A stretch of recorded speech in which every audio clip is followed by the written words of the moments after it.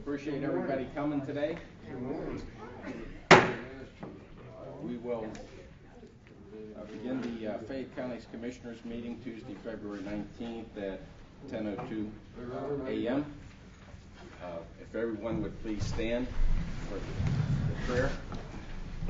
After, would ask any gentlemen to remove their caps, please. Shall we pray? Father, I come before you in Jesus' name, and I thank you, Father, for this day, Lord. I thank you for who you are. And Lord, I just pray now that you give wisdom to our commissioners.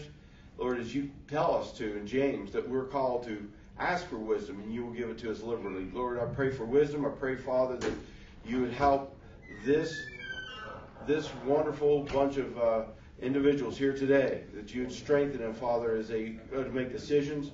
I pray, Lord, now that we know in 1 Corinthians chapter 15, verse 20, but now Christ is risen from the dead, has become the first fruits of those who have fallen asleep. I pray, Lord, also as we look towards Easter, that we'd realize that there is great hope for this country. There's still great hope for all of us. In Jesus' name, amen. Amen. I pledge allegiance to the flag of the United States of America and to the republic for which it stands, one nation, under God, indivisible, with liberty and justice for all.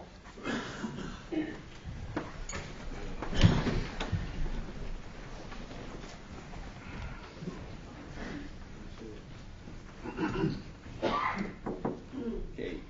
Item number 3, do we have any public comments on any of the agenda items?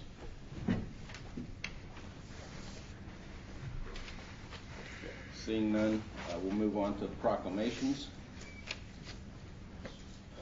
The first proclamation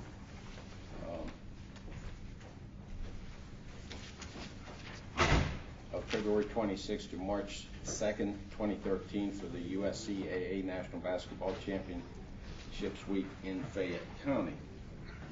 And I'll let our resident athlete read this one for us. Former athletes.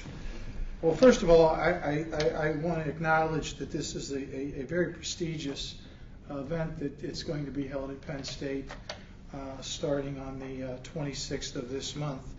It will assemble some 30-plus teams that will compete for what, by definition, is known as the National Championship of Small College Basketball.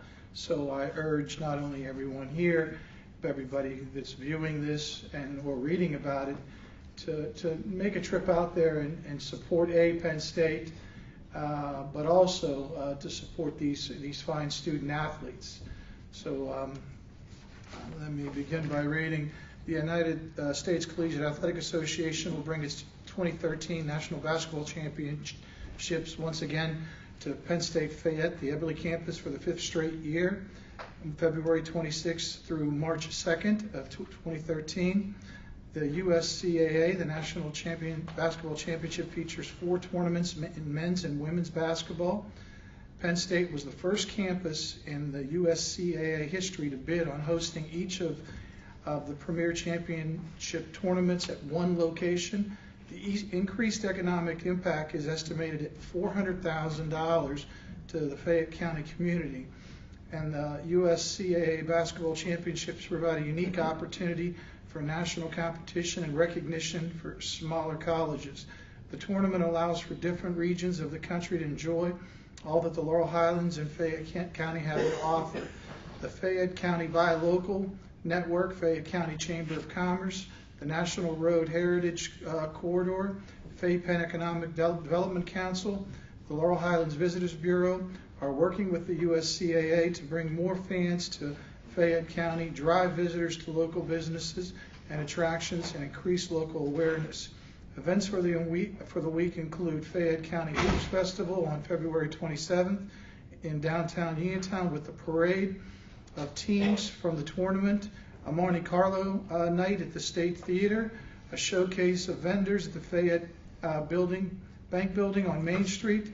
There will also be a 5K run, which I assume both my colleagues will be participating in, and a youth basketball clinic on March 2nd, 2013.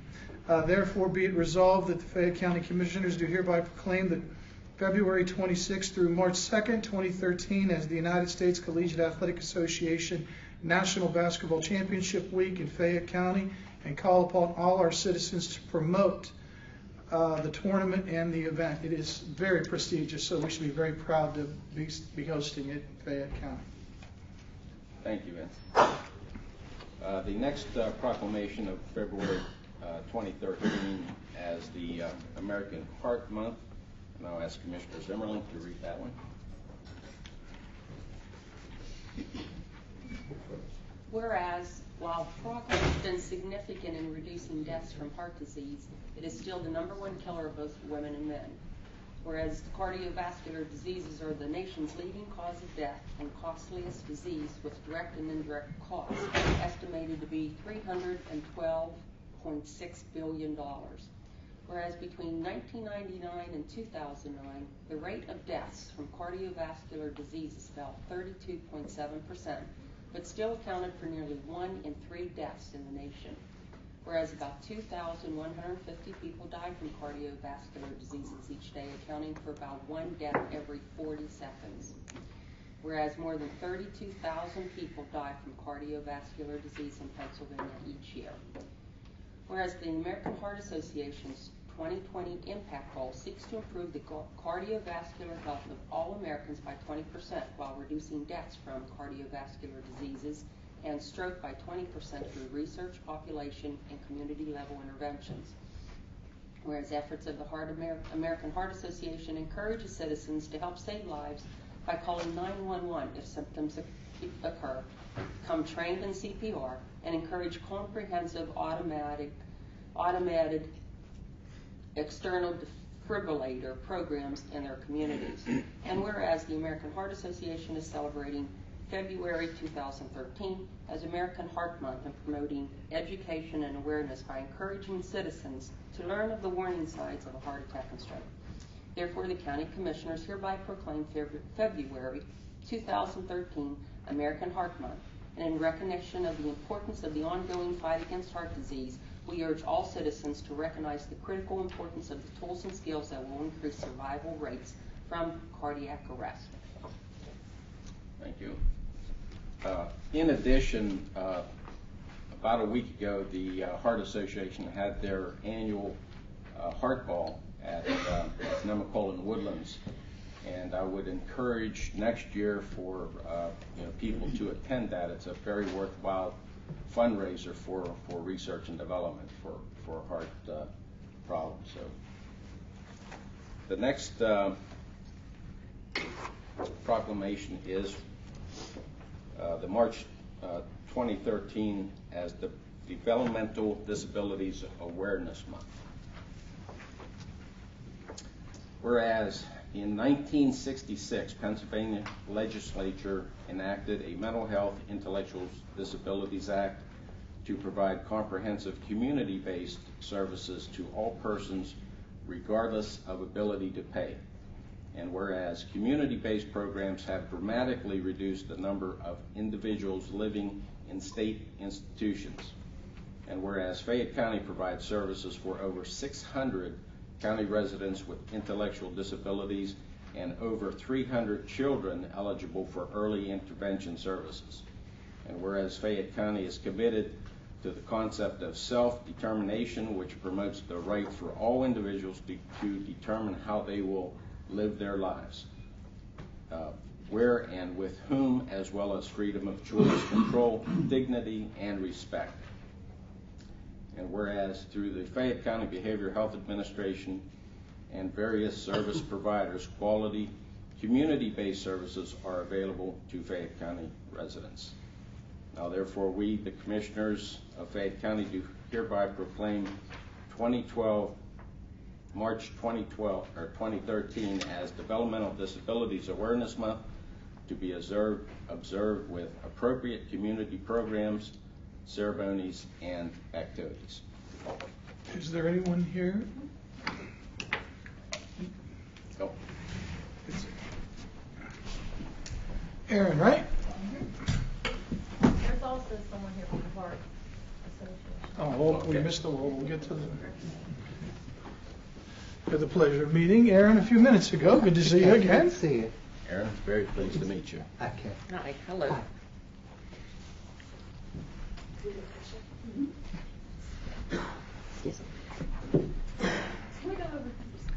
Sure.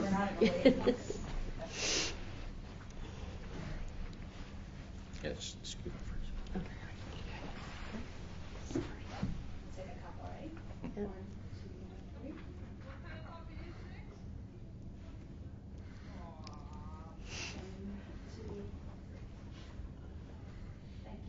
Thank you very much. From the Heart Association? That would be number 2. That would be that one, I think.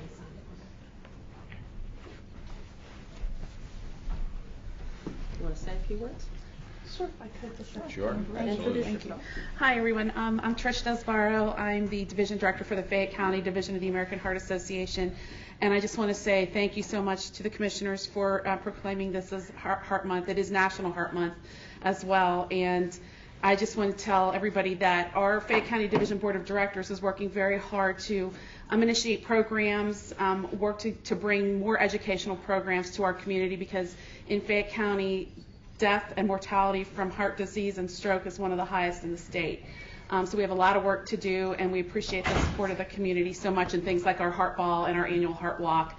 We have programs in the schools that we do as well. So we're very, very honored to receive this proclamation. Thank you very much. You're quite welcome. Thank you. Thanks for coming and thanks Thank for you your so work. much. Thank you. Thank you very much.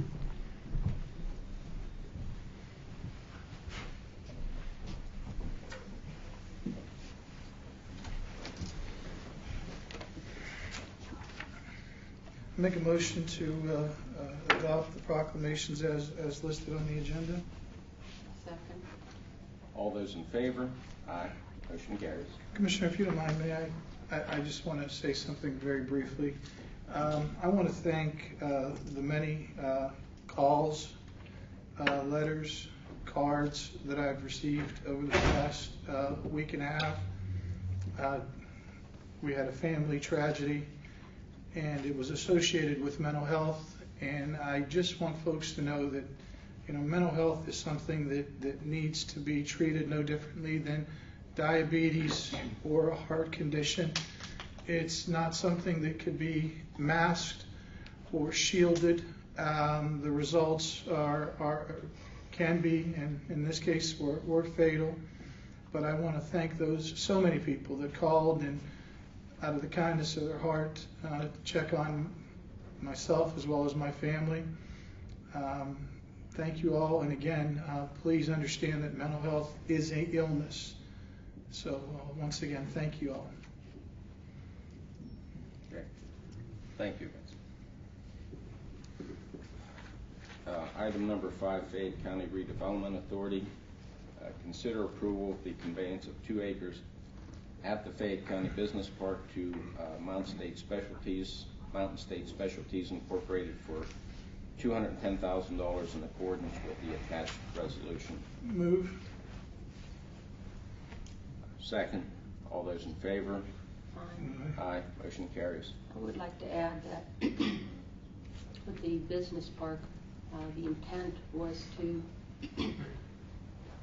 look for new types of businesses. In this particular instance, this is a transfer of an existing business from Cherry Tree area to the Fayette County Business Park. And while they and the Redevelopment Authority states that there will be, they do anticipate having some additional jobs created. I think the amount was around 10 to 15. I would like to see the business park, since it was set up to attract new businesses and not just transfer existing businesses from the county. So hopefully the Redevelopment Authority can look to that in the future of vacancies in the park. For point of clarification, it was 15 to 25 new jobs created by the business itself, and a secondary floor which will be built out with the potential to employ another 15 to 25. So that's a significant gain. I do agree with you, though.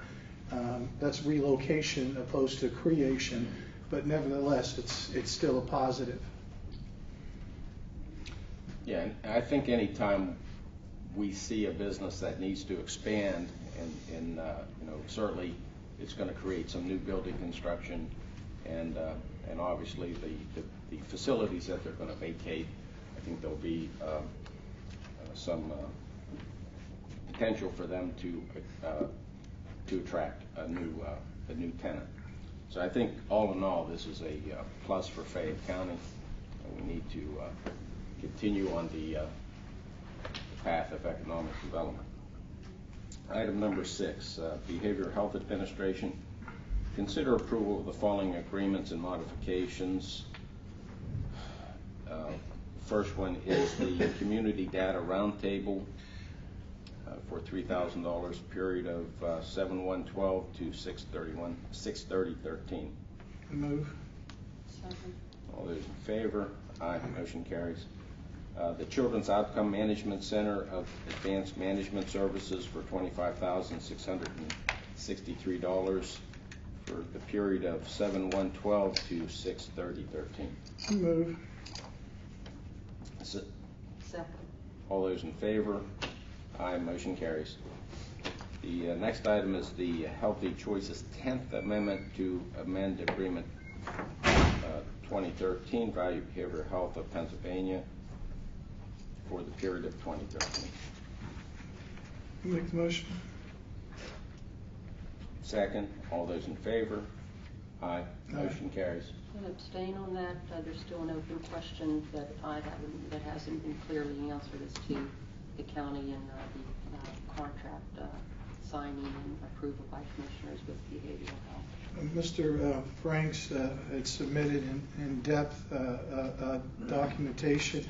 This has been voted on by the Fayette County Board of Commissioners going back to 2006. I have the roll call. Yeah, we all voted. Yeah, I mean, I have the floor, please. There are minor amendments to this. This is primarily just to date the contract. Is that correct, Mr. Franks? Yes, correct. And the question that I posed to Mr. Kalisti at the meeting was how many counties utilize Value Behavioral Health, and basically it's the entire western Pennsylvania. Yes, so we think like 13 counties. Correct. And there was an email sent that listed the modifications to the contract, yes, which would include, if anything, a rate of increase. Correct. Typically, what we have from year to year are just changes within the administrative services fees that we pay out, that are paid to the Value Behavioral Health. But I just want to make reference that I think all 3 commissioners have, where this has been voted on in the affirmative, in the unanimous affirmative, let me phrase, since going back to 2006, as far as the records that I have. Correct. Actually, it's gone back further than that. It's back. We all have the same information because we asked you for the information, or asked the staff for the information at Tuesday's meeting, and it goes back as far as 1999. And every year, every time that this issue has come up, all commissioners have unanimously supported the signing of the contract, because that's what we were told, as with all of the other ones, that this is something that's necessary. The reason I abstained is because of the issue that is now before us, which is whether or not the commissioners enter into approvals or contracts or resolutions when Value Behavioral Health enters into agreement with providers. And although you, meaning the Fayette County Behavioral Health, has given us a stack of information, as well as a legal opinion from at least 4 different attorneys, with 3 of them having differing views, it's still not stated specifically whether or not the commissioners of a county are to approve contracts that Fayette Behavioral Health has with providers. And so that's the reason I abstain. And when I get that to be clear, then I'll be voting in the affirmative. Motion. It's done. We I didn't know passed. there was, oh, was there a question there? No, we've already passed. It's already But been. we've been informed on several occasions that they set up the network. Yes, correct. And they manage the network. They like engage with the providers in terms of rate setting processes. Yes, correct. And we should be, from all indication, the commissioner should be approving these contracts through resolutions. The question is why on some and why on others? And hopefully that'll get, it's not, again, we've had five different opinions with, documents like that.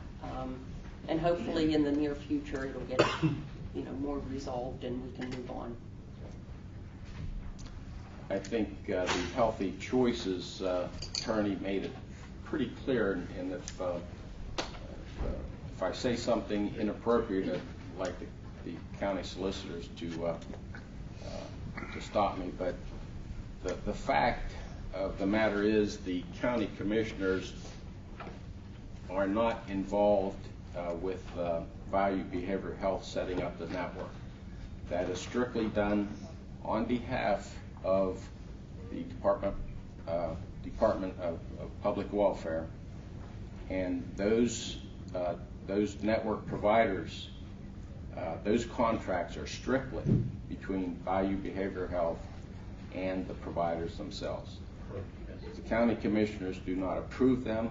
They do not in any way are involved in those contracts being developed. So, and that was done intentionally by the state back, I believe it was during the Tom Ridge administration, to not create a liability issue for the counties, and which I obviously am for. So if there's issues with the patient services, inpatient psychiatric patient services for mental assistance patients, between the provider and the Value Behavioral Health, which is in essence a state agency on behalf of the Department of Public Welfare, then that leaves the county completely out of the picture in terms of any lawsuits. Correct. And it was set up intentionally to that end. So I appreciate the work of that administration back those days, and we continue to operate under those principles and rules. So. As well we should, and that is why I'm saying that in the past we've had unanimously did this. And so again, the question, why are we not being consistent in the behavioral health agreements and other types of providers? And that's where the gray area is.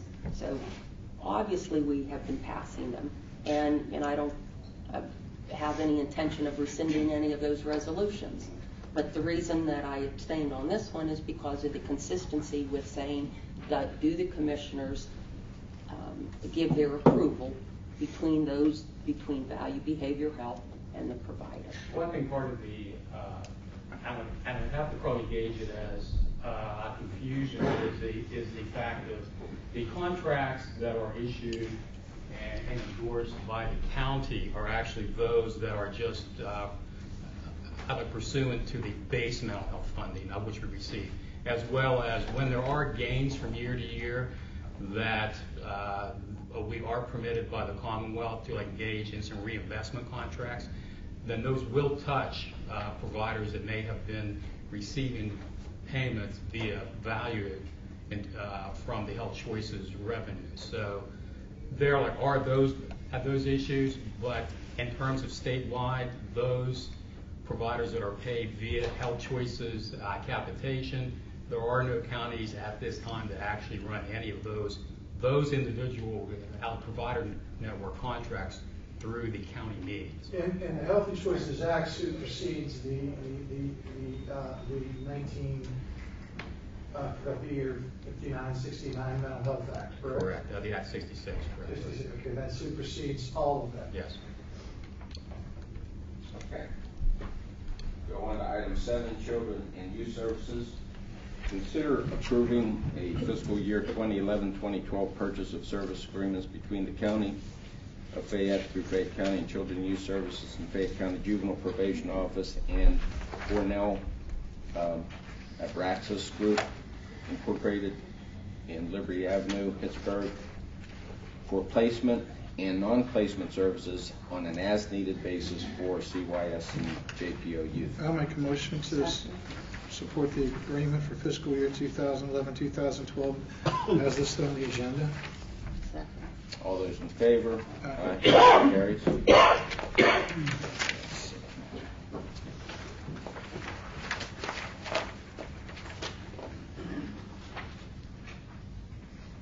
Is all these rates applied? I'm sorry? Are all these rates? Yeah, those are all of the rates we just passed. Except the right here at the bottom. Consider approval of service agreement between Try Again Homes. Okay, consider approval of fiscal year 2011-2012 purchase of service agreements between the County of Fayette through Fayette County Children and Youth Services and Try Again Homes Incorporated. I'll make a motion that we approve as listed on the agenda. All those in favor? Aye. Aye. Motion carries. Consider approval of a 3-year lease agreement for RPF 13-1 for office rental space between Constable Leasing and Fayette County Children and Youth Services. Cost of $1,125 a month. I make a motion that we table. There's still some confusion here regarding the specs and ADA that we weren't required to have. We were required to have ADA requirements, then we weren't required because we have a facility that provides ADA. Thus, we've precluded other potential bidders from making an attempt to secure this. So I make a motion that we table, re-advertise, and eliminate the ADA requirement because we don't need to do it.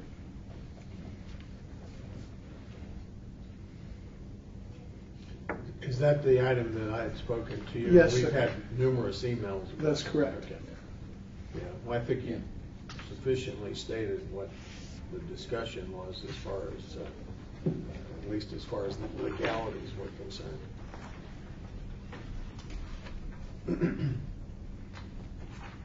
Well, actually, with the emails from both yourself and John Cupp stated, you agreed with Bob Carson, who is our Public Works Director, that indicated that it would, that the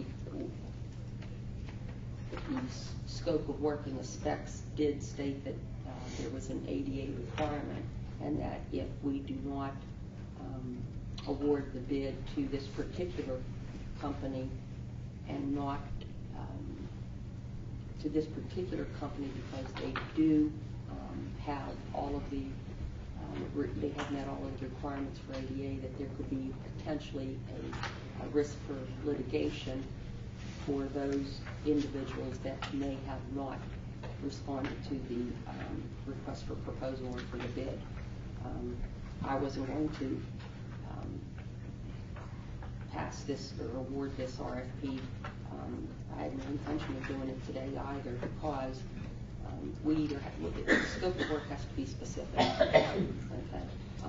But I am, since you brought it up, I am a little bit confused as to, both of you were pretty adamant in saying, no, we have to award it to this individual, this company here. Well, Did you change? I don't think, I think that's incorrect as far as we have to award. I don't think we were saying that we had to award to the one that supposedly has the ADA compliant structure. I think what we said was, is if you're going to award based upon that spec, then you cannot awarded to, A non-compliant ADA. that's correct. Which is the same. But it also- The end result is then, if you don't award it to the non-compliant ADA, then you would be awarding it to this individual because there were only 2 responses. If you were awarded. But if- Correct. if- That's correct. Which we should not award because of the scope of work and the verbiage in the scope of work with respect to ADA requirements. Well, I think you're correct, and that's what I'm saying. I interpreted what you're saying is that our advice was, you must award to this, and we're not saying No, that. And if I may- I don't think any county solicitor would ever tell us in my years, or obviously you would never say you have to award.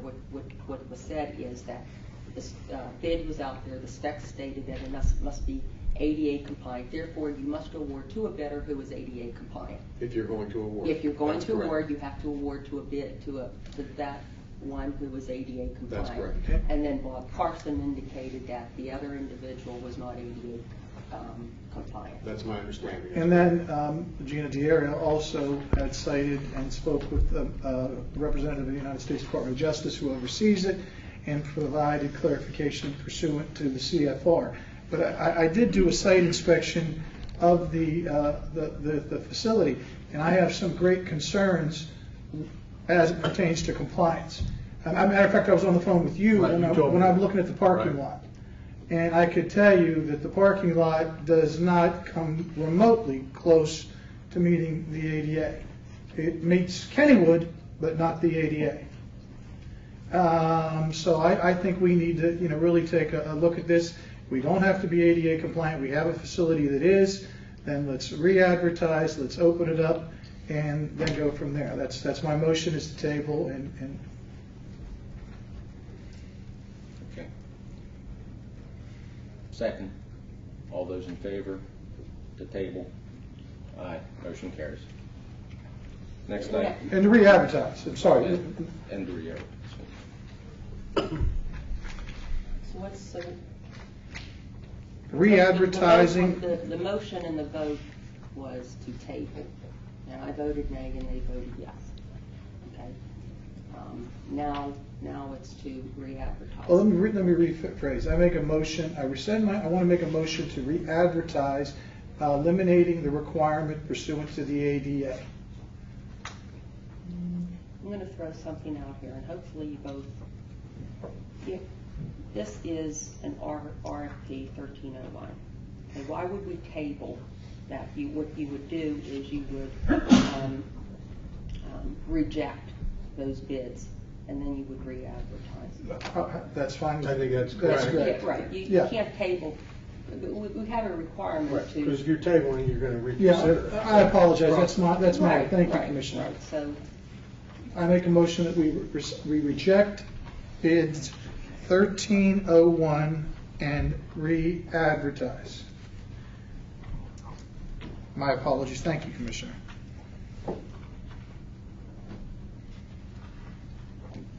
Re-advertise with the, With the exclusion of the ADA requirement.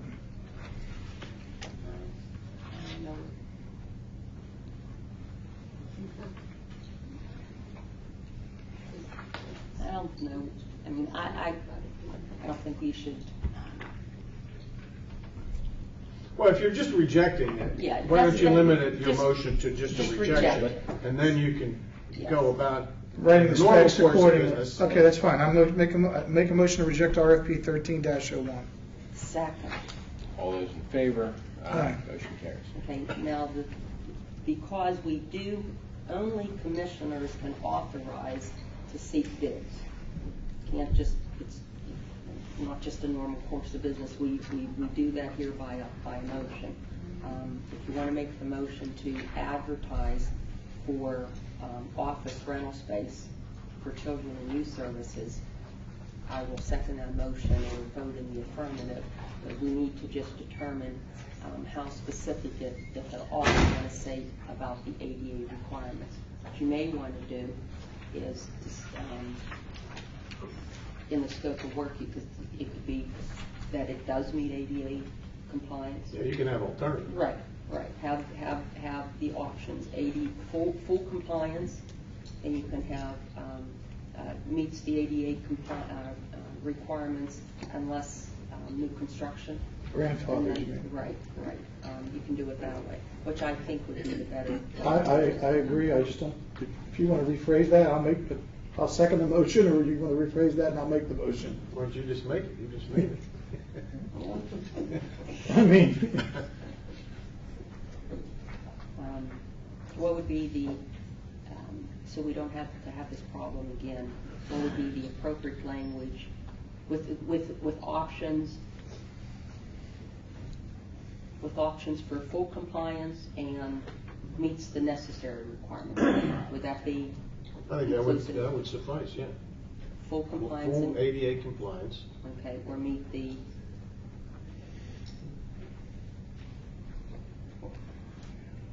Yeah, or meet other, or other requirements as set forth by the statute. That would cover the grandfather provision if someone. Yeah, well, you need to yeah, make it a little it has to be more clear. less verbose, maybe.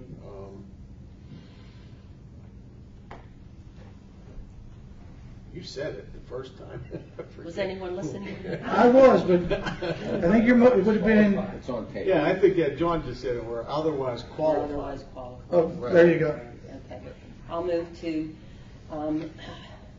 approve to advertise an RFP for office rental space for the county to provide office space for children and youth services with said requirements to have two options, one being full ADA and the other is to otherwise meet the necessary ADA requirements. I'll second the motion. All those in favor?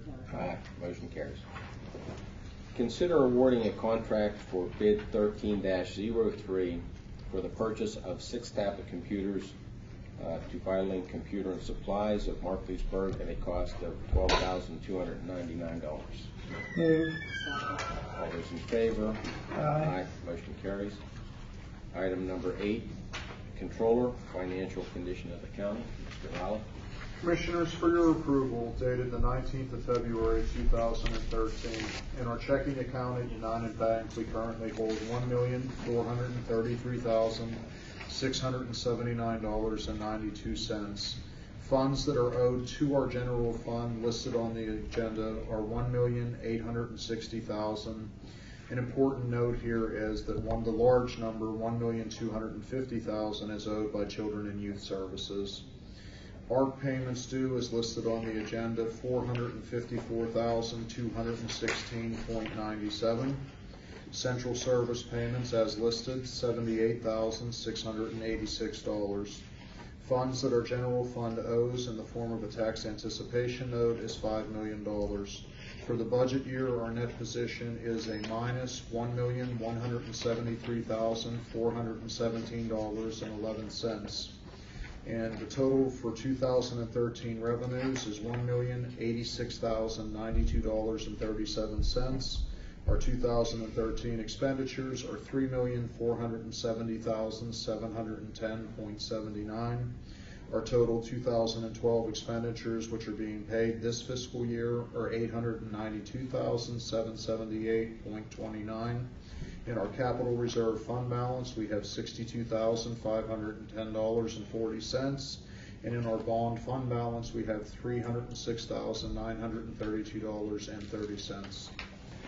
Controller, Yes. in regard to the CYS, we're expecting in the month of March a series of payments.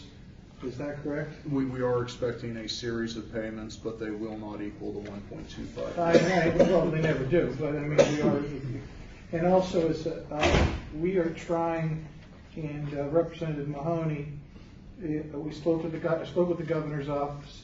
He's going to take the lead to try to set up a meeting in Harrisburg with the commissioners if we're, to attend in regarding to specifically the overmatch situation and some other matters pertaining to CYS and the delay in the reimbursement process. One of the problems that has been explained to me by the director is that a portion of the monies that are owed to us, the state may renege on that obligation, and unfortunately, that's 1.16 million.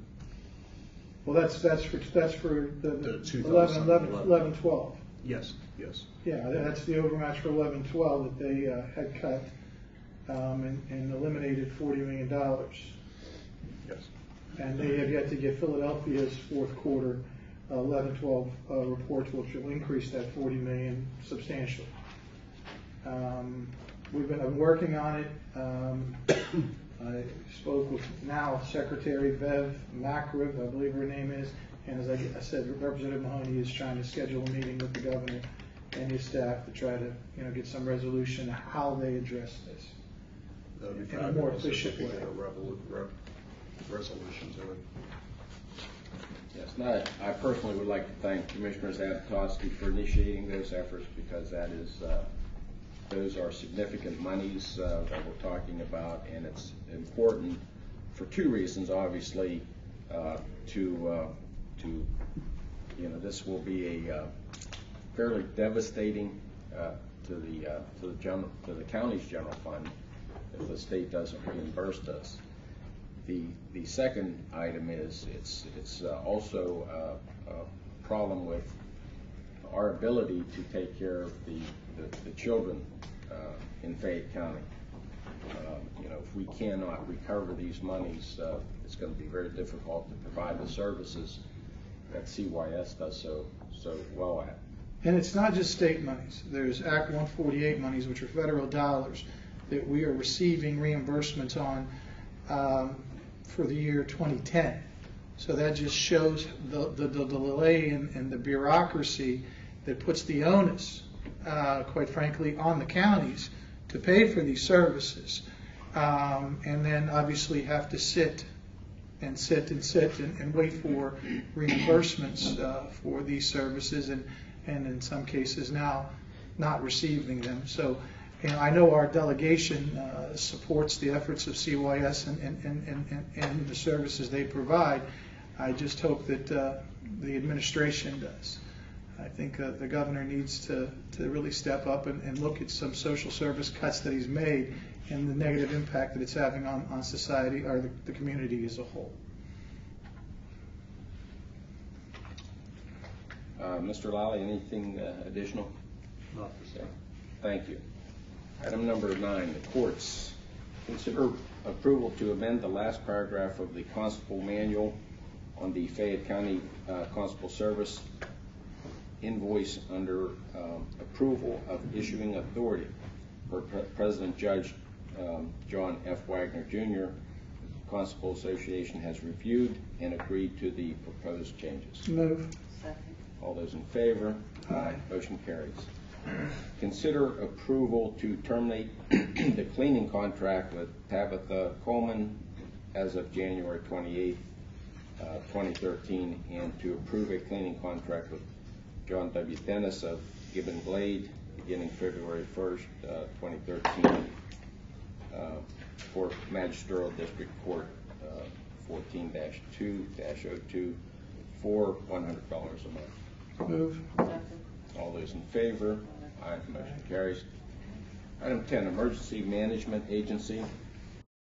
Consider approval of the annual service agreement with Daily Communications for mobile command post equipment at an annual cost of $3,000 and for mobile equipment at an annual cost of $2,114.46. The total cost is $5,116.46, which was included in the 2013 budget. Move. Second. All those in favor? Aye. Motion carries.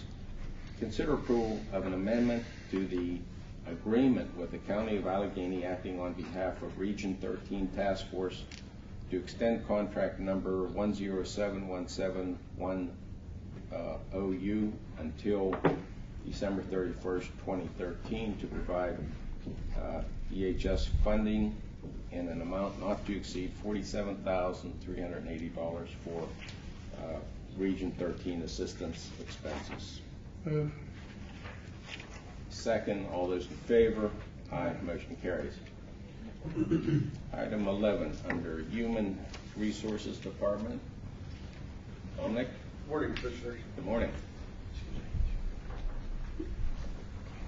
Here's the items I'll be reading here today.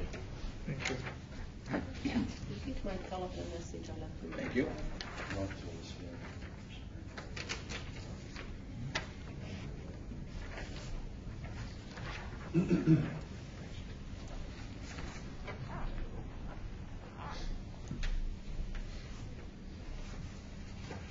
The start items are those that required updates.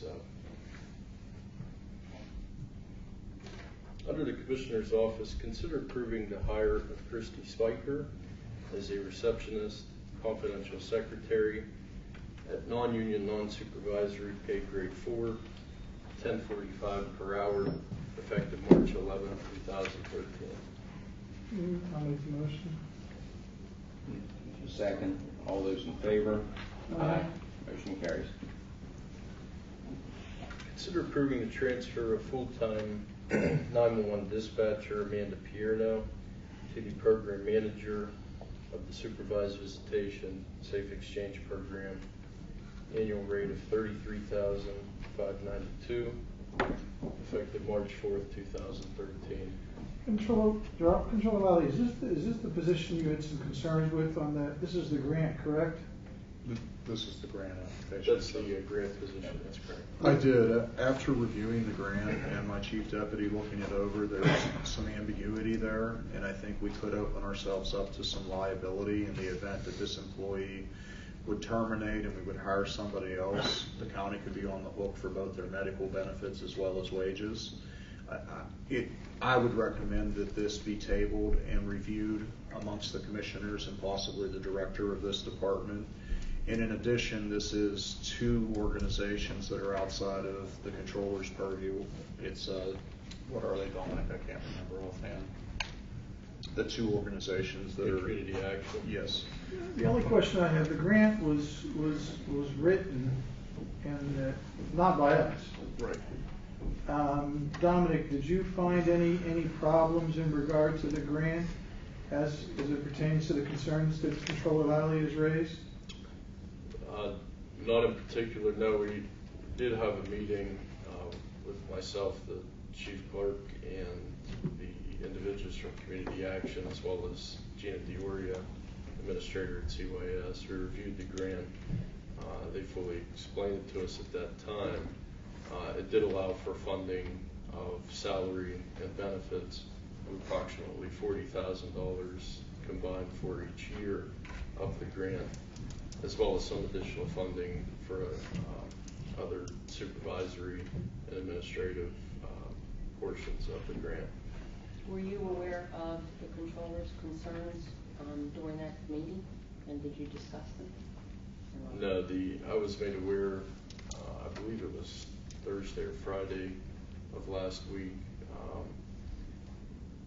the day that we held the interviews. The Community Action individuals were there, Tammy Nelson and Jackie Fritz, those that helped author the grant, had spoken to Controller Lally. Didn't really get into any specific concerns at that time. However, we're looking to set up a meeting. Well, here's my point. We have an effective date. You said you're looking to set up a what? They did want to set up a meeting, Okay. I believe the end of this week, Okay. to address that concern. We have an effective date of 4 March, correct? Yes. So we have the ability to take action pending review before the effective date. That's correct. And then the solicitors, which I would hope, would have an opportunity to take a look at the language of the grant. Now, the problem is this is not a grant. This is an HHS grant, or what grant is this? I'm not sure. I can't remember if it's a federal grant, though, is it not? It's federal. So I think it's either HHS or Homeland. So the question would raise is do we have a contact person with the Fed that is overseeing the grant? Have we had an opportunity to speak to that person? I mean, we have time before the effective date of March 4. I think Dominic said it perfectly. He said salary and benefits combined, the employee cannot exceed $40,000 a year. Is that correct, Dominic? That's correct. If you look at those numbers, it would be less of a salary than the people that would be beneath this person. Well, what would be the harm in tabling this until the next commissioners? I see none. I would prefer, you have three options. Pass it as you're requesting us to do here. Table it until the next commissioners meeting, and you have 30 days or so to, review the situation, bring the commissioners up to speed on it, and place it on the agenda for March. And we could always ratify. And the third option would be to pass it pending solicitor's review, and I don't like that. I'd prefer to have the information and then make a vote at a commissioners meeting. When we say it's subject to, then we have 15 emails going back and forth, and then you have misinterpretation. And this is the first I've heard that there was a problem anyway. So I prefer to hear about the problems before a matter is up on the agenda for a vote. So that's why I would suggest I just that we learned today about it on Friday, actually, when I stepped into that meeting. So. Well, and that's why I'm saying that it would be better to table, as long as it's not going to have any negative impact on the county receiving the grant. And would it or would it not? Is there a time? I'm asking Dominic. Is there a time frame in which the county would have to act on this in order to receive the grant, or not? The only time frame that I was made aware of from Community Action was that they had hoped to have a individual in place before the training, before their annual national training, which is March 4th, 5th, 6th, and 7th. Which this individual would need to. Mr. Raleigh, just a question. Your concern is that if this person would be terminated, that I have not reviewed the grant in depth. Janine has been working on it, but there's clauses in there that if this person is terminated or leaves the position, that the grant cessates and then the county would be picking up that position. There's a lot of ambiguity in how it is written, and it's a very lengthy document. Yeah, I saw at least 40, 50 pages. I mean, but the purpose of what you just said, community action, I mean, that's just because they're going to do training, it's National Training Week. I mean, it doesn't have any significant negative impact should this person start March 4th or March 24th. That's my understanding, yes. I mean, it just, An ounce of caution is a pound of cure. Yeah, I agree. I think, second. All those in favor? Motion carries. Is it possible to ask a question on it? Not till the end of the meeting. Well, then by then it won't make any difference. Consider accepting the resignation due to transfer of caseworker Matthew Solik to the Fayette County Assistance Office to PW effective February 15, 2013. Move. That's the same as your original here, right? Yes, that's correct. All those in favor? Aye. Motion carries. Sorry, Dominic, I'm stealing your thunder. No problem. That was under the Election Bureau. Consider approving the hire of Billy Joe Guthrie as Department Clerk 2, SEIU pay grade 4, Step A, $10.35 per hour, effective March 4, 2013. Move. Second. All those in favor? Aye. Nay. Motion carries. Under fact, consider ratifying the resignation of full-time bus driver Shirley Vargo, effective February 5th, 2013. Move. Second. All those in favor? Aye. Motion carries. Under Planning and Zoning, consider approving the inter-office transfer of Planning and Zoning Technician 1, Sue Martin, to the Community Development Specialist at non-union, non-supervisory pay grade 9 at her current rate of $17.16 per hour, effective March 4th, 2013. So she would be taking the position of the grant writer in short, and then we'd have a vacancy regarding her role. That's correct. Make the motion. Second. All those in favor? Aye. Aye. Motion carries. Under tax assessment, consider ratifying the temporary hire of Kelly Ash as Department Clerk 1 at $9.69 per hour, effective January 22nd, 2013. Move. All those in favor? Aye. Motion carries. Thank you. Thank you, Dominic. Thanks, Don. Item 12, information technology. Consider approval of a motion to reject all bids received for bid 13-04 for computers. You have to reject. I'm sorry. I move. Oh, okay, I'm sorry. I'll second. All those in favor? Aye. Aye. Motion carries. Consider approval of motion to purchase 110 computers, including 40 for adult probation and 70 for the courthouse from CDWG of Chicago, utilizing the CoStar's contract at a cost of $65,640.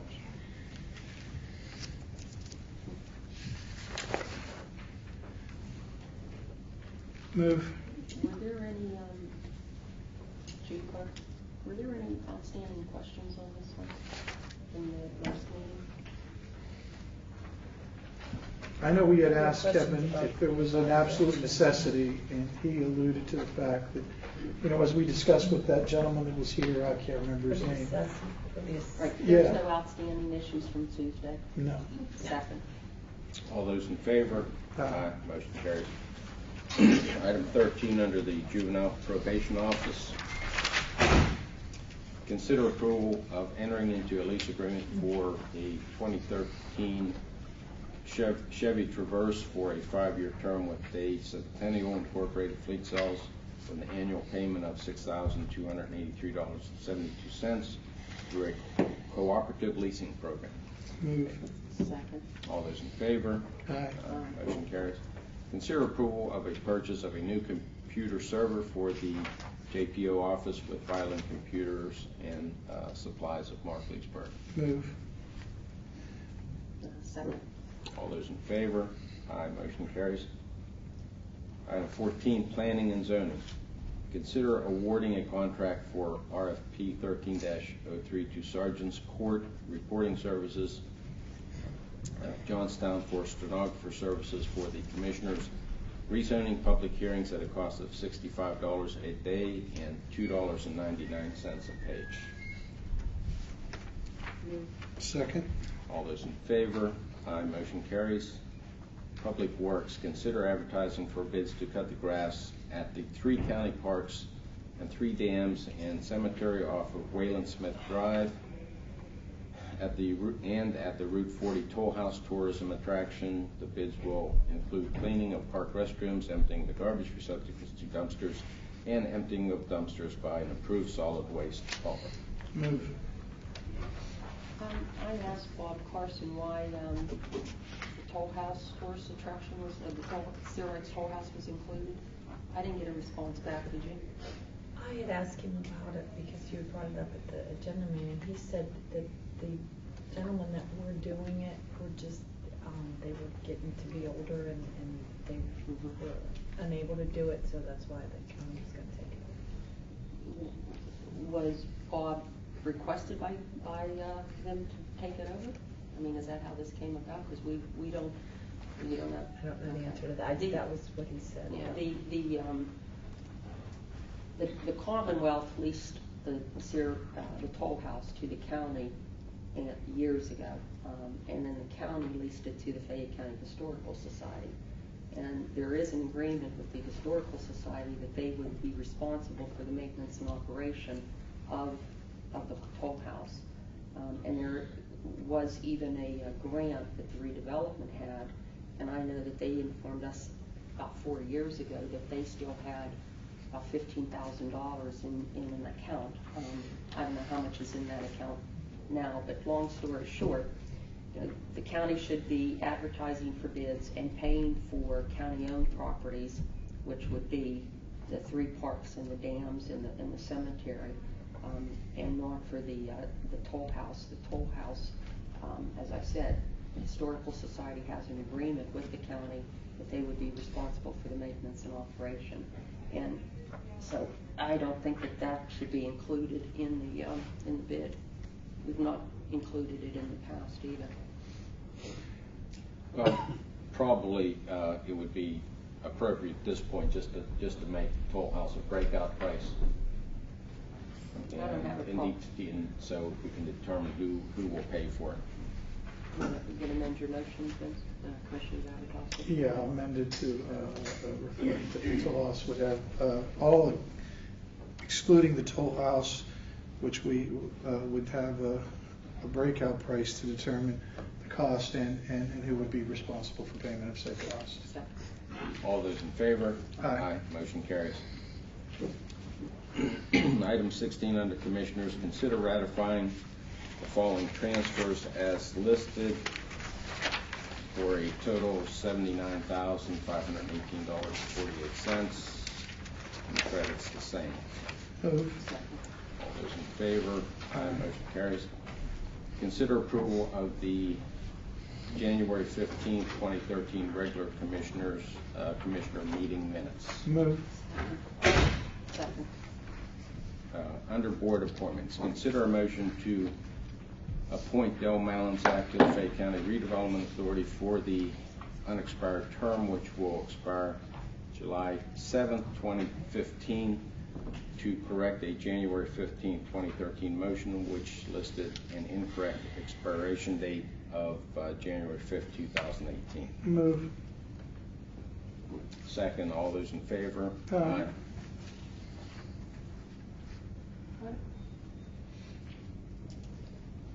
It's a lot simpler just to state to amend the resolution to clarify the effective date.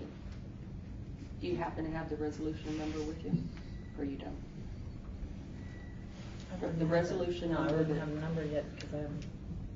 No, it was. We Yeah, would have it a was, resolution number to pass the minutes. It was last month, so the Right. minutes are being approved now, so I wouldn't have the number Yeah, yet. 'Cause I haven't done the resolutions go yet. into effect the day we do it, and it has no effect on whether I or don't not have we. the date. Yeah, it doesn't have any effect on whether or not we approve the minutes, okay? Isn't that correct, solicitors? That is correct. Okay. Well, she doesn't have it typed up yet. Right, so, yeah, what you just need to do is to go through, and you can get some help from Kathy, she's done this before, just go through and get those resolution numbers, and then when we have to modify resolutions, so it's a lot simpler, and we just go back and say, modify resolution number 01, whatever the number is. So now, would we not have to rescind that form of resolution? I believe so. Right Or here, would the this act- is a or motion would the act to. correct it? Or would this resolution correct it? Yeah, is that the one? Yeah.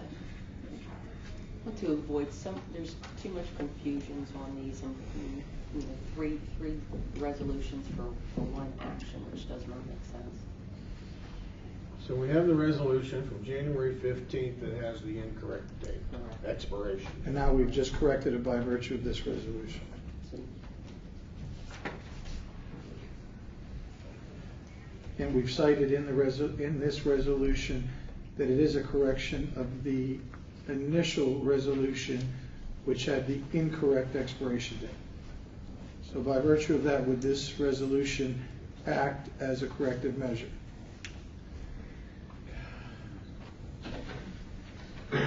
it would, it's just going to be so unclear. It just doesn't. I mean, it does, Yes. it does. So let me think, we're just keep it the way it is Do in that, the and then future. Yeah, for future, we'll do It that. accomplishes it correctly. Yeah.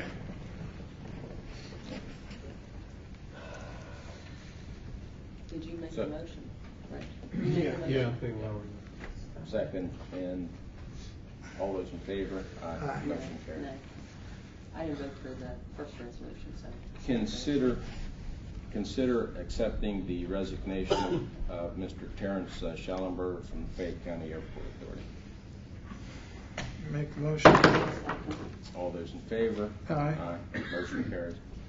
Consider approving an appointment to fill the unexpired term of the Fayette County Airport Authority to expire December 31st, 2015. I'll make a motion that we appoint Sam Cordis to fill the unexpired term ending 31 December 2015. Mr. Cordis used to be the manager.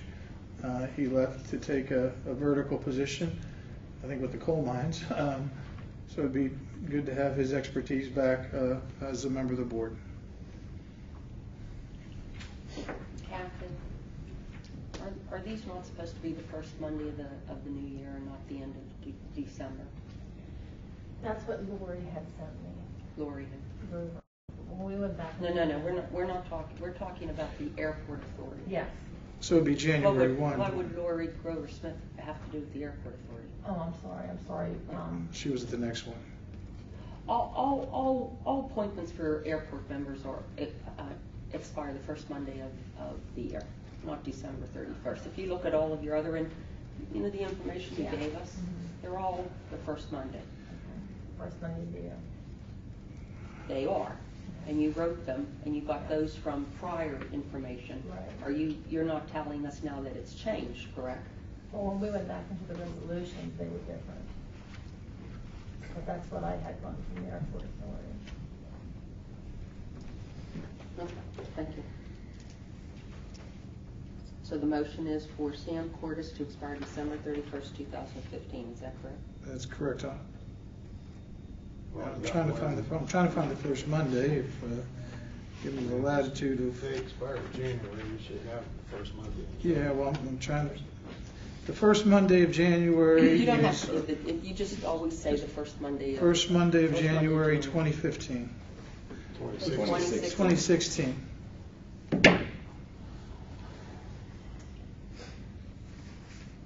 Second. All those in favor? No. Aye. Motion carries. Consider a motion to appoint a member to the Fayette County Transportation Executive Committee for a 3-year term to expire January 1st, 2016. I'll make a motion to appoint Gwen Ridgely Second. to the Fayette County Transportation for a 3-year term to expire the first Monday of January 2016. Second. All those in favor? Aye. Motion carries.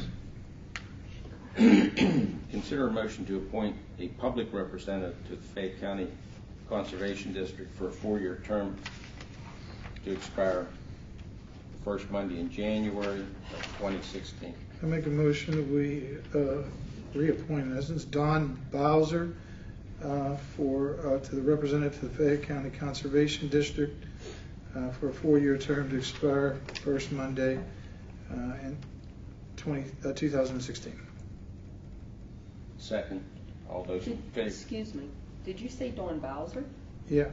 He was the farm rep that his term just expired December of 2012? That Don Bowser? That's the one I know, yeah. So you're going to take him? Okay. Okay. I mean, if there's a correction, please feel free to, No, I don't understand. I mean, he was the farm rep ending December 31st of 2012, and he wasn't reappointed as the farm rep, and another individual was appointed. He's interested in serving. We spoke with him even up to this morning. And I wanted him to be the farm. I supported him for the farm rep. Okay. But there's a reason why the conservation district has different categories, and now there's already all the categories for the farm rep, and you need one for the public representation. The whole purpose of the conservation district and setting it up that way in the conservation district law was so that you could have an equal balance throughout Fayette County, correct, John Cox? Okay. Throughout Fayette County, an equal balance of farmers, public members of the public, which would be non-farmers. By doing this, you're not meeting the mission and the goal of what the state conservation district is requesting, and that's why I wish we would have kept him as the farm rep. But I support Don, and he does a good job. The problem is that that category is a public rep and not a farm rep. Well, I mean, he's a member of the public. I mean, Well, it's so you can bring different ideas. That's, I'm not. Oh, I understand what I mean, you're saying, that's why Commissioner. every county every county board that receives state and federal monies have categories set up that way. It's to meet those purposes. I made the motion, so. Okay. Second, all those in favor? Aye. Abstain. Motion carries. The next two appointments are for the UCC, and I would make a motion for us to table those until we obtain a little more information as to those positions, and there seems to be some questions about the term duration, so I'd like to get all that straightened out before we actually make those appointments. So make a motion we table those two for the UCC Appeals Second. Board. Second. All those in favor? Aye. Aye, motion carries. And Kathy, this information to answer that question is very easily attainable just by asking the planning and zoning, because when it was set up, when the county took over the UCC role, and we created a board, Tammy Stenson, the then director, gave all the commissioners the guidelines on when the terms would be and the staggered terms and the categories. So it exists. So it was done by resolution. So just ask them for that. She did, And Commissioner. they don't have it? That's the problem, is she's asked. Okay, then I'll look through my records, because I may have them whenever it was created. Okay. I found resolutions too from the last 4 years. Yeah.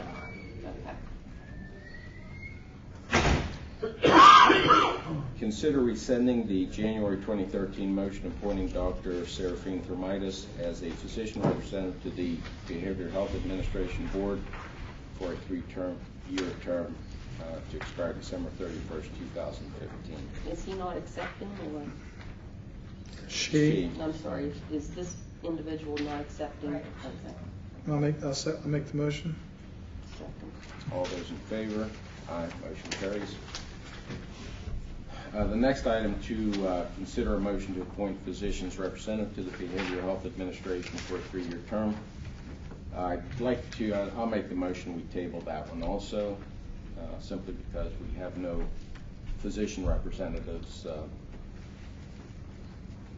inquiring about that. Second. All those in favor? Aye. Motion carries. And the item to consider a motion to appoint the citizens representative to the Southwest Pennsylvania Commission for a term to expire at the end of 2014. I'd like to table that one also. We have an individual who's been serving in that capacity since January of 2012. We just never formalized the appointment.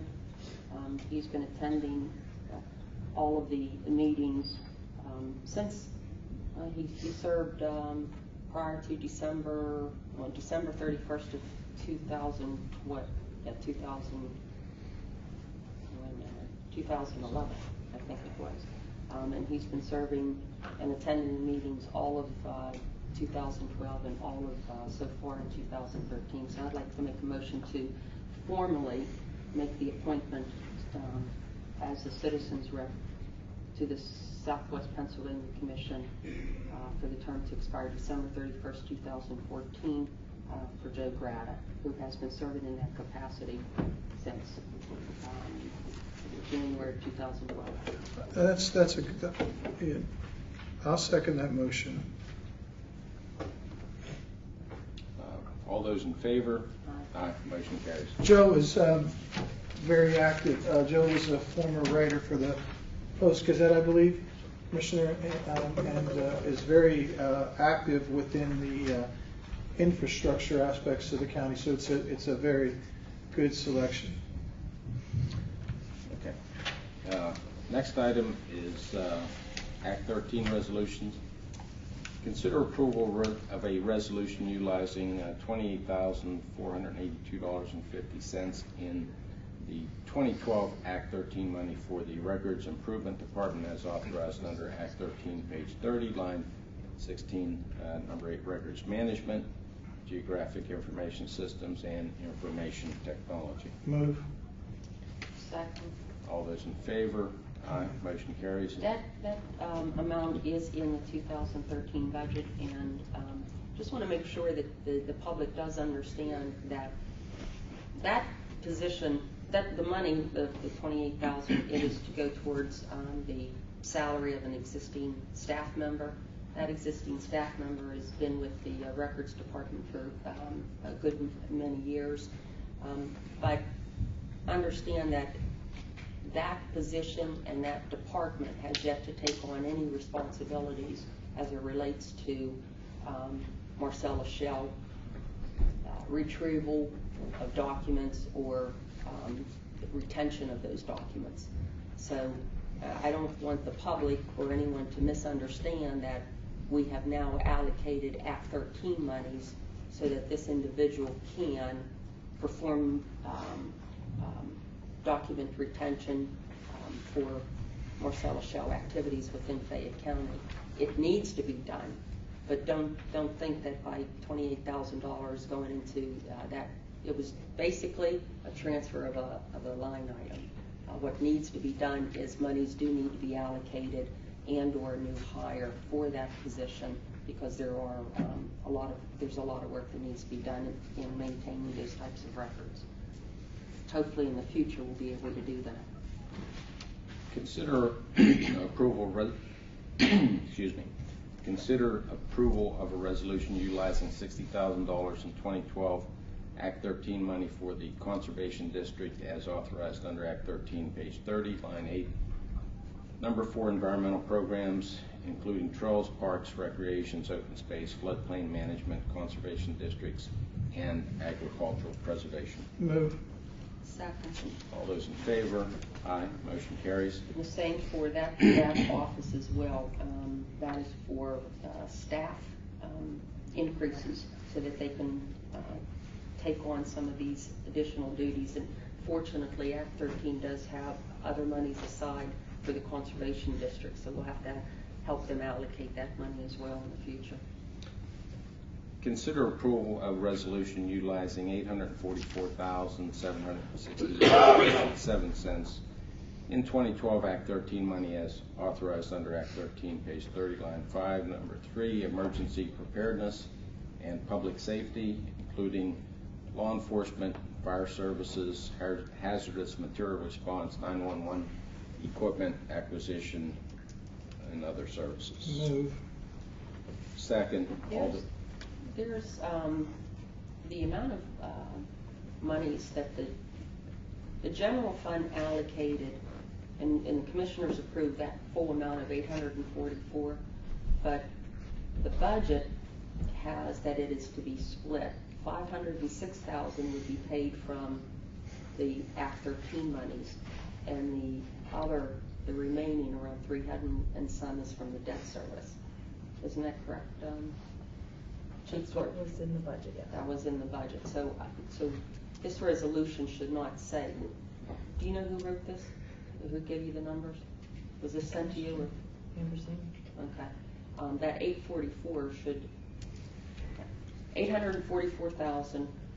For argument's sake, 845,000 is the Motorola contract, correct? That's the annual payment. Annual payment. Okay. And in the budget, we have allocated $506,590 through the Marcellus Shell, and the others was through the remaining is through the debt service, correct? Okay. So really, that amount of 844 should be changed to 506,590. Well, Commissioner Anderson asked the question: are you proposing, by virtue of what I'm reading, you're proposing that we use $844,768.07 of Act 13 money for the purpose of the Motorola project of Act 13 money for fiscal year 2012? That is correct. And then We've we already would, passed the budget allocating. we did the same thing on item number 1, but it was just a smaller amount of $28,000. No, the difference between. And $60,000 for the conservation district, which we also budgeted The too. difference between what we just passed was that the amounts, those amounts listed on the agenda and that we passed are the amounts that we have in the budget. Whereas this particular motion is not the amount that we have in the budget. We have agreed $506,590 for Marcellus Shell and the debt service of $300 and whatever the difference is. That's the difference. Well, this is reducing down the debt service by utilizing 13 money for the full payment for If 2012. it's going to pass, then next month there needs to be a general fund budget transfer. That's correct. And then you'd have to look to see of all of it, see how that changes the overall budget. I think both county solicitors realize and agree, if you change a budget within, what is it, a percentage, that there's some issues. Make it transfer. This is a simple transfer. No, this is a difference of $300 and some thousand of how we allocated the budget, which is totally. I'm raising that, and it should be looked at for the next month's meeting. Sean, make sure we also talk to Sam about that, but it's my understanding that the 13 money, again, we had the authority to adjust the 13 money to deem what we were going to utilize it for, and it could have fit items that we had already in the budget. That's right. Right. We're allowed to. We have. So it's just a transfer of the $300,000 will go somewhere else into the general fund, or it can go into one of our accounts. We are obviously permitted to allocate the monies that we received in all 8 of those categories. We could put it all in one. We could allocate it however we wish. That's not the issue. The issue is that a budget was passed indicating that of that $800 and some thousand, only $500 and some would be taken from the Act 13, and the others would be reducing the debt service, which is going to make, it's going to be more than just a budget transfer on a sheet of paper next month. And did something change as far as you know, Chief Clerk, from the time that we had this conversation when we prepared the budget? And wasn't that the intent, was to have part of it paid from the debt service and part from the Marcellus Shell? That was in the 2013 budget, yes. Okay. I just want to make sure that I'm clear on that, and that's what we have. In addition, there are allowable limits to change the budget. Although we're not revamping the budget, this is just a line item, and you can go down. You can reduce the budget. I'm not sure that we fall under the same rules as when you redo a budget, but in any event, you can go down further than you can go up percentage-wise. That's correct. Right, but it's still going to change. I mean, it's going to change the budget in the debt service here. So, okay, you got a motion. All those in There's a favor? second or not. Well, in essence, you're using $300-some-odd thousand less from the general fund. Is that correct? No, you're using $300 and some thousand less from the debt service, but you're also taking $300 and some thousand from the Marcellus Shell impact fee that could possibly be used for other purposes, which is why I've supported having the Motorola pay $800 and some thousand to be split between Act 13 monies and debt service, so that we would have this extra $300 and some thousand and utilize it for other impact fees. That's the thing in a nutshell. To be able to have an extra $300,000 so we can use it for impacts. The Motorola project is an impact in itself, of course, financially, at the tune of $8 million. I would support making the full payment for the first year and then in 2013, 2014, and so on, developing a strategic repayment schedule. And in all honesty, utilizing portions of 13 and general fund money. So I made the motion. I seconded it. All those in favor? Aye. Motion carries. No. Consider. No, I'm going to abstain on that because I do support the Act 13 monies, but this is the wrong number, so I will abstain on that. Consider approval of a resolution utilizing $379,705 in 2012 Act 13 money as authorized under Act 13, page 30, line 20, number 11, for deposit into the county's municipalities capital reserve fund if the funds are used solely for the purpose set forth in this section. Move. Well, which is it going to be, the counties or the municipalities? County or municipalities. I know, which one?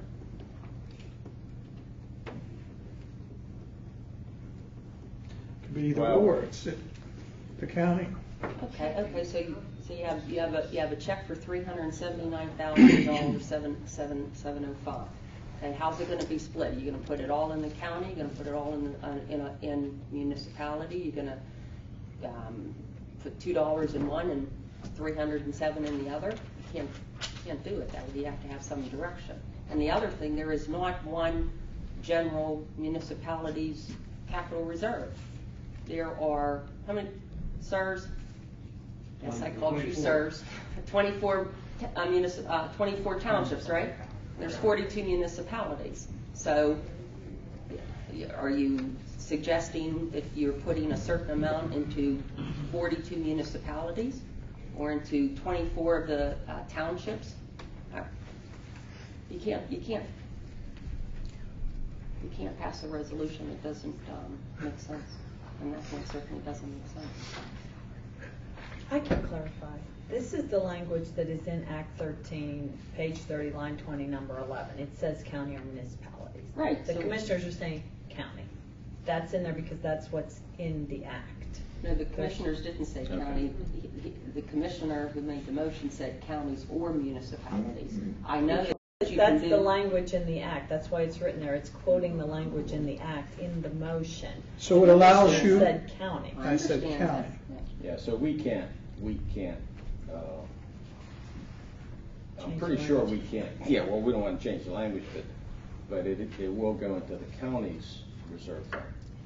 And then we have the option to utilize the funds as set forth by the Act, correct? Well, if you put it in the county's capital reserve, then it's for Capital projects. the county. For the county. And then we're not addressing the issues of the request of the municipalities, which they also are asking for money. And, you know. Well, do you have a suggestion? There's not an issue with any remaining monies to go into a capital reserve, as long as all three commissioners understand and agree that any time any of those monies are going to be used, that it comes to a vote, because we did agree that all capital reserve items. But yes, I do have a suggestion. We should be addressing the request of the municipalities, and they are asking for a certain sum of money. Do you have a suggestion? I would suggest $10,000 for each of the 24 townships for this calendar year. And how would that be established, based on what criteria? They would be following the same capital reserve language provided by the Act 13 legislation as we, as the county would. It's for, what does it say? Well, If the I funds do are used support. solely for a purpose set forth in the section, so we would take $240,000 and equally distribute that to the 24 townships for their capital reserve projects as allocated and approved by Act 13. I would support that if we would have more detail on how that would be implemented, and I would be more than delighted to have that on the agenda for next month. But I don't. Implemented, I don't don't you? Implement, I mean, Meaning, there's rules and have us regulations, a define it? guideline, do we have them fill out an application? Do we disperse the funds directly, or are they allocated based on project? I don't know, Commissioner. No, that was my motion, to equally distribute $10,000 to the 24 townships Point for of their. order, we already have a motion on the table in a second. So let's What not was the confuse. motion? The motion was for this resolution. I read it. Would you please read it back? What was the motion? The motion is to approve a resolution utilizing $379,705,000 in 2012 Act 13 money as authorized under Act 13, page 30, line 20, number 11, for deposit into the county or municipality's capital reserve fund if the funds are used solely for the purpose set forth in this section. Now, the motion was made by whom? Commissioner Septas. And I stipulated county, did I? And I seconded it. So Okay, so it's not the motion that's, it's not as written on the agenda. The motion eliminates the municipalities, the two words, or municipalities. Well, that's where I need a point of clarification from the citizen. By virtue of it, or, does that gives us the option at that point in time to release the funds in either the county or municipalities, correct? Based on the language of the act. no, that is the language of the act. This goes into the county's capital reserve fund. This is just the language of the act. I think Commissioner Zimmerlink is correct in that, and I thought you had done that, which either county or municipalities. I stated that. But one of you asked which one. I thought it was Commissioner Zimmerlink asked which one. She just read back the motion, so. The motion is on the agenda. If he's adding So now, to the county, then so now you want can add into to, the county. so you want to put 379,705 in the county's capital reserve, and not allocate anything to the No. municipalities. Not at Is this that it? time. Okay. And we have the ability to come back and amend this to change when we develop a formula for the municipalities, which I support totally. But I mean, to do this without any structure, I think is just, it's not good. Well, I mean, it may be good for the purpose of the meeting, but it's not good in the essence of accountability and auditing purposes. I mean, it may, help right now. well, once the county puts this amount of $380,000 in the county's capital reserve, then that is for county-approved projects. So you can't take that out, any of that out, and allocate it to a municipality. Can I have a nod from one or both the county solicitors? Well, I think you're right. There you go. Okay, so to say that we will revisit this and at the request of any of the municipalities, then retrieve monies from that account and give it to the municipalities, you can't do it. You just heard at least one of them, and are you going to shake your? Okay, now you heard from two. So if the intent is to put $380,000 in the county's capital reserve, then put it in there, but understand that that is for capital projects, for county only, and you can't come back and revisit it and take that money out and allocate it to any of the other municipalities. We already have two solicitors agreeing on that. That's why I know there was a point of order and a nod, but and I was asked, is there an alternative? And my alternative was to, there is a plan. The township supervisors have adequately, in my opinion, and very clearly indicated what their needs were. Now, they may not have told us for every little project, and that's okay. They're asking, as allowed, for a sum of money. So that is why I suggested that we take $10,000 for each of those 24 townships, and then they, as the elected official of that municipality, knows best how to allocate their capital projects. And they are responsible to complete a yearly report, just as the counties are. So if, and I'm not suggesting in any way, shape, or form, you would utilize it incorrectly, when you have your reporting requirements, that is where you would be questioned on that. But obviously, you made the request for capital projects, you're going to use them for capital projects. And I don't want to second guess township supervisors on your projects and your needs. Controller, for the scope of auditing purposes, we are accountable for these funds, correct? Absolutely. So if we would disperse funds to someone, we are still at the end in the auditing process accountable for what those funds are used for. Yes. Let me finish. So you're in essence, we are responsible for the action that is taken by the municipalities if we would disperse 10,000, 15,000, whatever the case may be. We would be responsible, from my understanding, in the disbursement of the money to the municipality. We would have to account for that. And what that was utilized for. Because it has to be utilized for something under the Act, right? That would be, in my opinion, the compliance of the municipality to determine the use of the Act 90 or Act 96 money, Act 13 money. Correct. That's correct. It would have to fall under the category set forth in the Act, Right. which is But pretty broad. the county, the definitions of what the money can be applied for are extremely broad. Yeah. And the county's liability would stop once those funds were turned over to the municipality. And then they would assume the liability. They would assume the liability, and that if they did not follow the mandates of the Act, then the consequences would be on the municipalities and not the county. And that's stated in the... And that's my understanding of it. And I can get a legal opinion on that before you take my word as the word of God on that.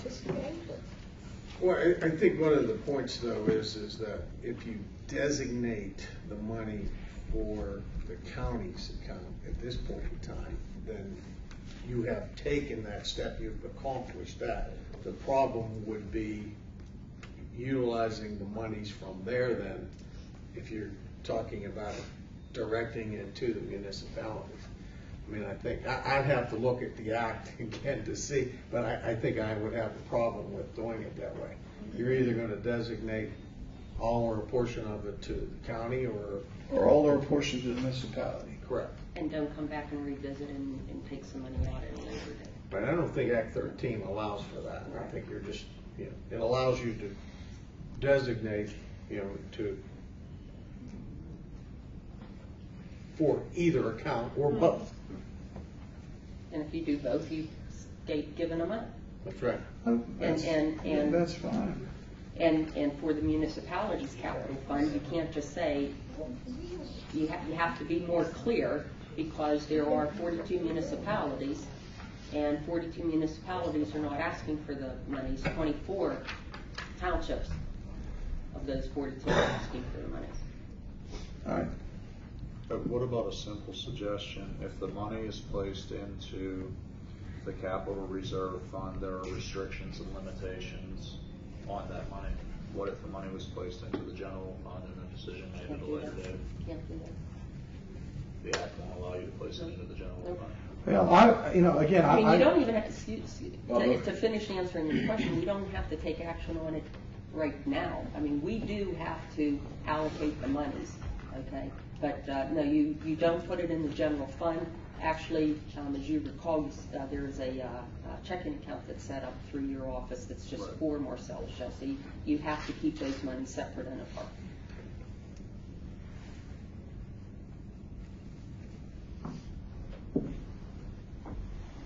I think did someone say there was a point of order? There was a motion. And I want to rescind my motion, if I may. And I want to motion that we move $200,000 of Act 13 under municipality, and the balance of $179,705 to the county. There is no municipalities capital. We can't. Well, Can't do it. What you just got done want to give them 10,000. 10,000 for each of the 24. And I said 200,000. So what's the difference? I mean, just simple math. Because you said into the municipalities. Well, the Act reserve, and says- there's 42 municipalities, and I want to give it to 24. Well, the Act says, well, the 24 applicable municipalities, how's that? And how would you divide it equally?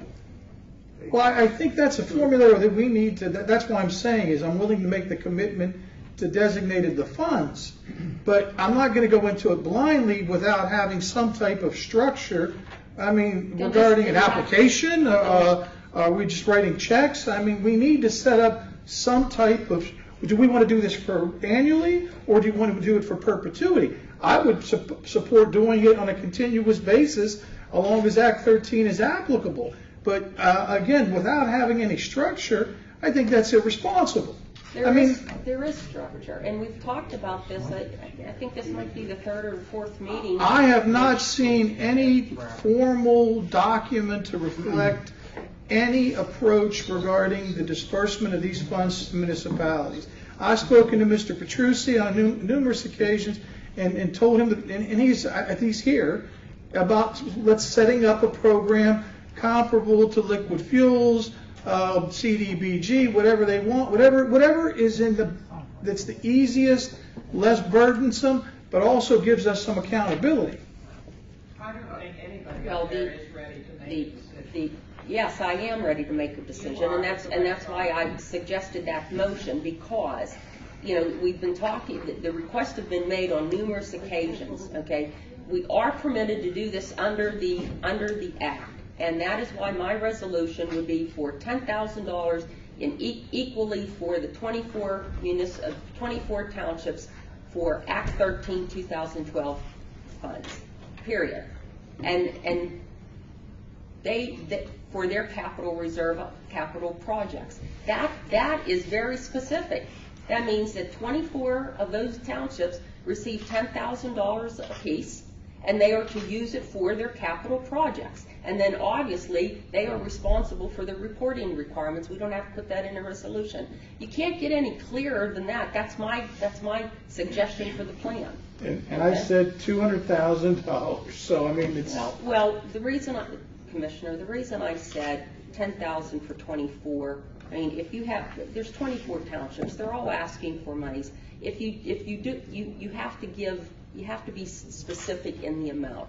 You can't just say 24 townships can share in $200,000. That's when you have the question, okay? Because when we give, then we go back and the controller is going to sit there and he's going to have 24 checks. And how's he going to allocate it? Well, he'll allocate it if we have a resolution that says write a check for $10,000 to each of the 24 townships. Well, again, I feel that it should be based on at least some language regarding the request for their capital reserve. I understand that, Commissioner, but again, I feel that there may be projects in Manellan that may need $15,000. There may be projects in Wharton that may need $12,000. I mean, I think that we need to apply this based on what you said earlier, the impact. I mean, all we're doing is giving them $10,000 as a buffer for their budget. I want to be. Well, it's for their capital projects, and it's my. Correct me if I'm wrong. One of your spokesmen there. Did you not request an equal shares of the townships? Weren't you at this podium a couple months ago and said equal? That's what they said. That's what they asked for. Right. Well, I know you wanted more than what you didn't. I think you said entitlement townships 10,000, non-entitlement townships 7,500 or something of that nature. Did you not? Well, you did have two different. You did have. They had a 5 option. Just for the first year, we asked for 15 for non-entitlement, 10 for entitlement. That would have come to 20% of what you get. The reason we're trying to work in percentages is because we would like this to be perpetuity. And the only way you can do this in perpetuity, so you can exponentially change each year, is to work in percentages. And that would give us a chance to plan and budget. That's where we came up with that idea. And I agree with you. But to throw an arbitrary number out there, we don't know if 240,000, is that going to be 20% or is that going to be 30% or is it going to be 10%? You take the amount of money that you're getting for 2012 is, was $1 million, I don't have it off the top of my head, $1,000,003. 1.4. 1.4. So it's less than 20%. So 20% of that comes to the 330,000, and then it would work out 10 for Entitlement. entitlement and 15 for non-entitlement. But also, and I've said this before, I know you want perpetuity, but the issue is we don't know how much money every year we're going to receive. So until I feel comfortable next year and knowing how much our impact fee we would have, I'm not prepared to say a percentage. That's why I would prefer to say $10,000 to those 24. Well, I think we would be happy with that for the first year, but we would really like to revisit Sure, of course. to talk about in perpetuity, because again, that would help us budget. And of course, it would exponentially go down when your amount goes down, or go up when your amount goes up. That's why It would just give us some stability, and that's what we're looking And at. I think that's why we need to do this in a more formal structure, so we have that stability, not just from our perspective, but also from your budgetary perspective. Whether it be 200,000, 250,000, 300,000, we need to have some structure regarding it. And my suggested structure was a $10,000 payment for each of those 24 for this year. We would revisit it next year, see how many wells in Fayette County were drilled, and we can work and figure out more of a calculation, and at that time entertain the idea of a percentage versus a flat payment for next year. I prefer to do it right the first time and then have it done and not have to worry It's not a about matter of right or it. wrong. Okay. I mean, if we're going to do it, let's do it the first time and then move on with it. It's not Yeah, right there or are wrong. a couple points. First of all, it is the county's responsibility for that 1.4 million, just as it is to the municipalities for the 2.4 million that you will get directly from the Act 13 money, directly from the state to the municipalities. Now, one of the things, and I have to agree with Commissioner Zapatoski, is that, you know, the 2.4 million that you fellows are going to get directly from the From our 37% of the share of the 60 that's left after. From the PUC. Yeah, and there's a lot of different percentages. I mean, a lot of it goes to some of it goes to the DEP and different organizations. That's how the state legislature devised it. And I'm sure everybody had the opportunity to lobby the state legislature. No, we did not. We did not Well, have that opportunity. They just told you? Absolutely. Yes. Okay. Regardless of that, you know, you did get 2.4 million. Now, the way that was divided up wasn't uniformly amongst all the municipalities. You know, according to my list, everybody got differing amounts based on, you know, some algorithm that the legislature had devised, and probably mostly by population, but Or wells. and the number of wells. Only the 27% part was that way. Okay. So I think it's appropriate that, because, you know, you folks didn't get an equal amount for those various reasons, I think it's incumbent upon us to look at the need of the different, you know, since again it is the county's responsibility. I think it's, you know, we should devise a system by which everybody, you know, gets the most value for the dollar. And so I would propose we go back and look at devising some equitable method of how we provide Act 13 money that the county gets to some of the to the municipalities. But it's got to be consistent. It's got to be an annual contribution that is made based on whatever formulary that is derived. And that's my goal. Is I don't want 10,000 here, then next year we're coming up with something. Again, let's do it right the first time. We have the opportunity to do it.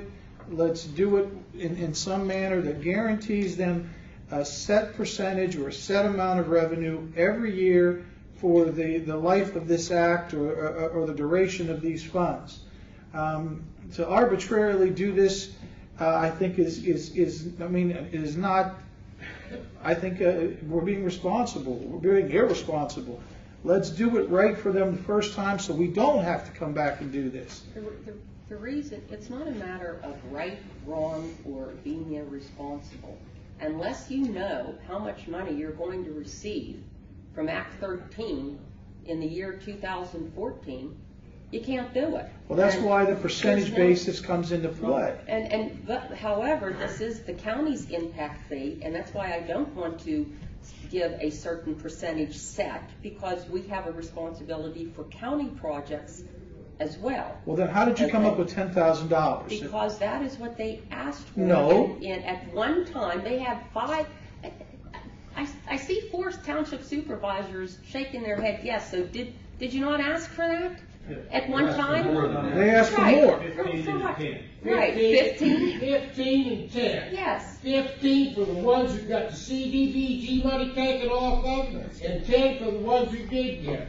We told you. Yes. God bless Joe's did a good job. It was all for safety. The county, God bless Yun's too. Yun's got some bridges that needs taken care of and other stuff. We have the road structure, all that in the townships. We're after for the safety end, for maintaining the roads, the siding, and everything else. The state, if you check, none of our townships get the bonded road for a lane mile. We only get the bonded road for 1 mile. What's the bond? 12.5. Well, you know what you can do with that 12.5? You can't even do your job. But that's what, whenever Joe first asked, it was 10 and 15, and it was for safety. And like Angela said, I don't have no problem coming back every year. Yours may go up, it may go down. And how you going to, whenever you start this, we'll give you X amount to divide it between you. It ain't going to get it. I'll tell you right now.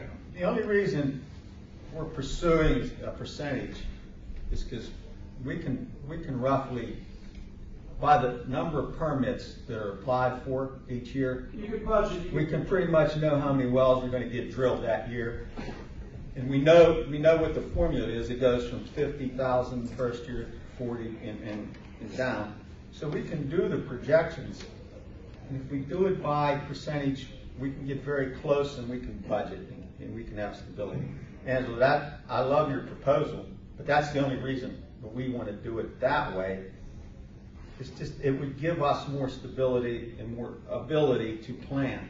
For instance, say a small township needs a new truck that they use every day.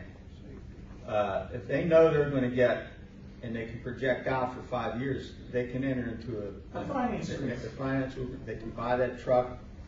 That puts that township supervisor and his helpers, his employees, in a safe vehicle. You know. I know why you want to do it that way, but again, since none of us have a crystal ball to see how much impact monies we're going to be receiving, especially for this first year, that's why I suggest not to do the percentage at this time. Well, I mean, we'd agree to not do the percentage this first year. We would really be happy with the 10. But I think in the future we need to get to. We need to get to that. I have a better understanding of how many wells are being drilled in the county and what are anticipated. And there's no way that we could have done it. I mean, even the state told all of the counties in the Commonwealth how much we were going to receive, and we were back here figuring our budgets and everything out. And what did the state do? They said, "Oh, by the way, we calculated it wrong." Yes. So that's what I'm telling you. there's no way that we can do that. It's not being irresponsible. It's because we don't know how many wells are what the production is going to be, how many permits, the whole 9 yards. That's why I'm making this suggestion. Revisit it after this 2012 impact monies are dispersed. You both have some great ideas. And then the other I like what you're saying because we need money. And I like what he's saying because he thinks that, we need to have the stability. If we could just get that together somehow. After this first year, it's fine. We don't Give care. them the money, for goodness sake. Jack Lewis. I'm Jack Lewis, Wharton Township.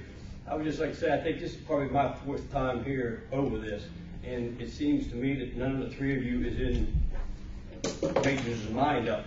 And I don't know how many more meetings it would take Vince to do what you're talking about, but I think what Angie said right now would get a start on this. And if we could get the 10,000 per township, and then work on this up until next year, just don't drop it at that. Start thinking about what we're going to do for the following year, the 20% or whatever.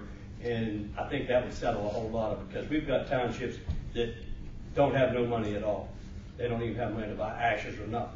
So the $10,000 to them would be a great help right at this time.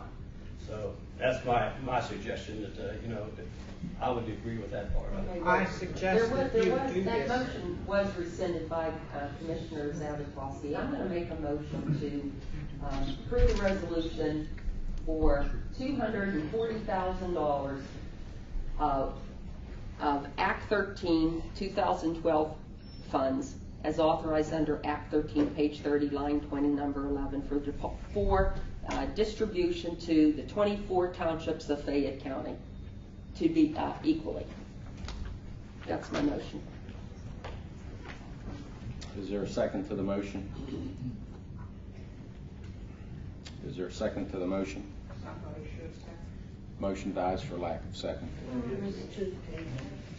Next item is consider approval of a resolution utilizing $60,000 in 2012 Act 13 money for the Fayette County Redevelopment Authority as authorized under Act 13, page 30, line 25, number 13, local or regional planning initiatives under the Act of July 31, 1968, PL 805, number 247, known as the Pennsylvania Municipalities Planning Code.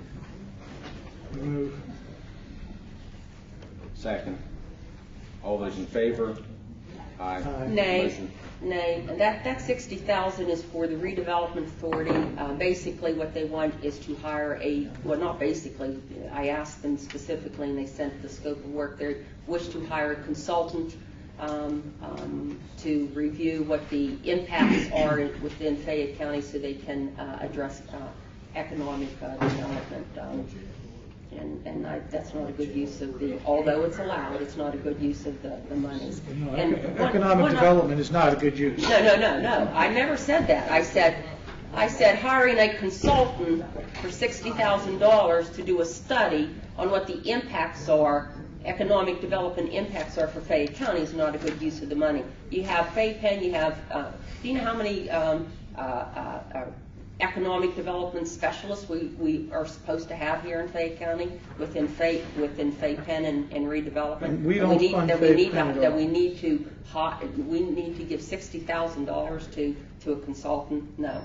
And one other word of caution with this Act 13 money.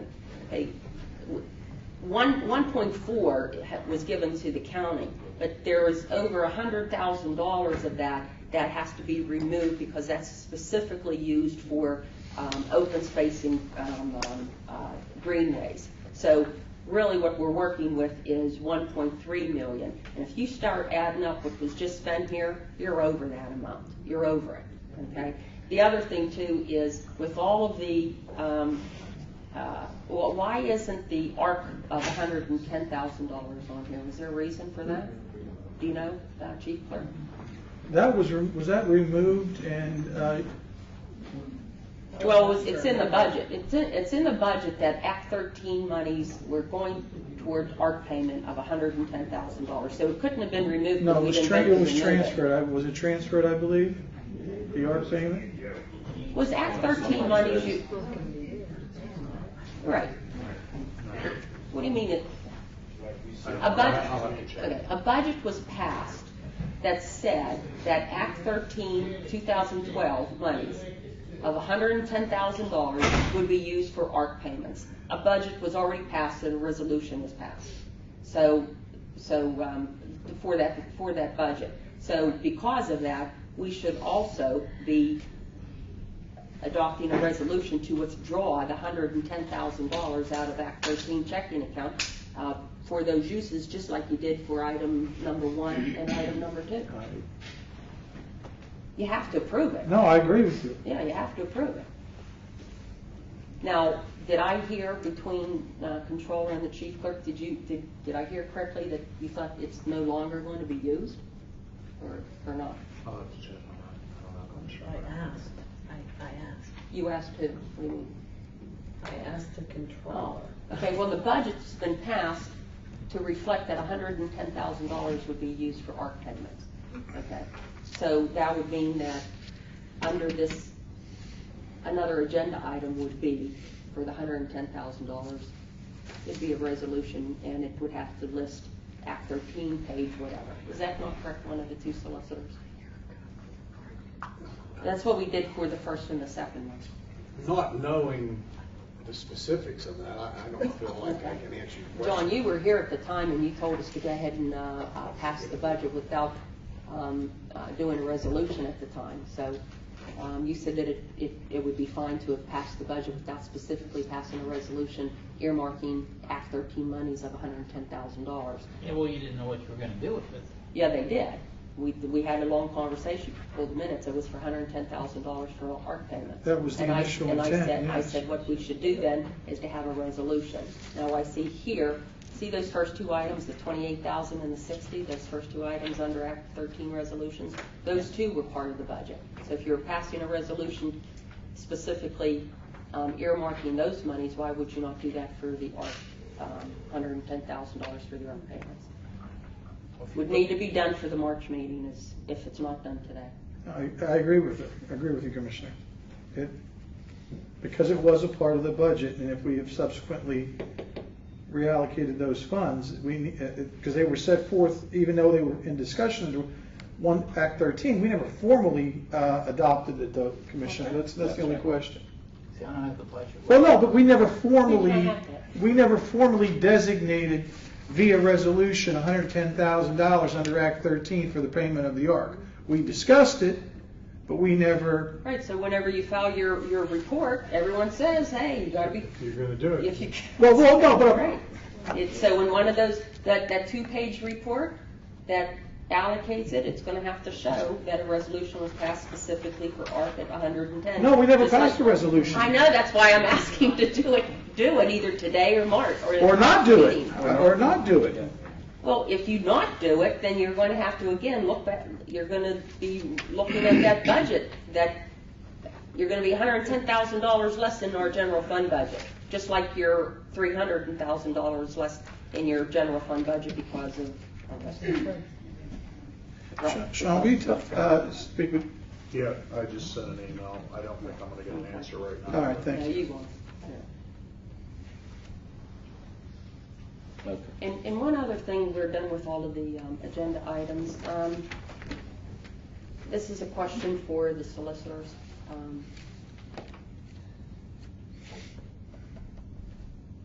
An RFP was approved. The 3 commissioners approved by a resolution to advertise for doing a request for proposal for an adult reporting center. Okay, that was advertised. We received 1 response back. The bids were open. Okay, at last month's meeting it was tabled. Right, I recall that. Okay, it was not rejected. It was not awarded. It was only tabled. Okay, and the reason that one of the commissioners said they wanted to table is so that the new president judge Wagner could have an opportunity to review the whole concept of adult reporting centers. Okay, everyone up to speed? Okay, now The county code, as I understand it, states that after you open up bids, you have to either reject or award within a 30-day period. Okay? Okay. In this particular instance, it was only tabled. Well, hold on. Okay? Which would still allow us, if whether it was this month or next month. But here's the issue. Okay? We had a meeting. What was that? January 18th. Okay? Whatever the last month's meeting was. 15th. Okay? And it was tabled.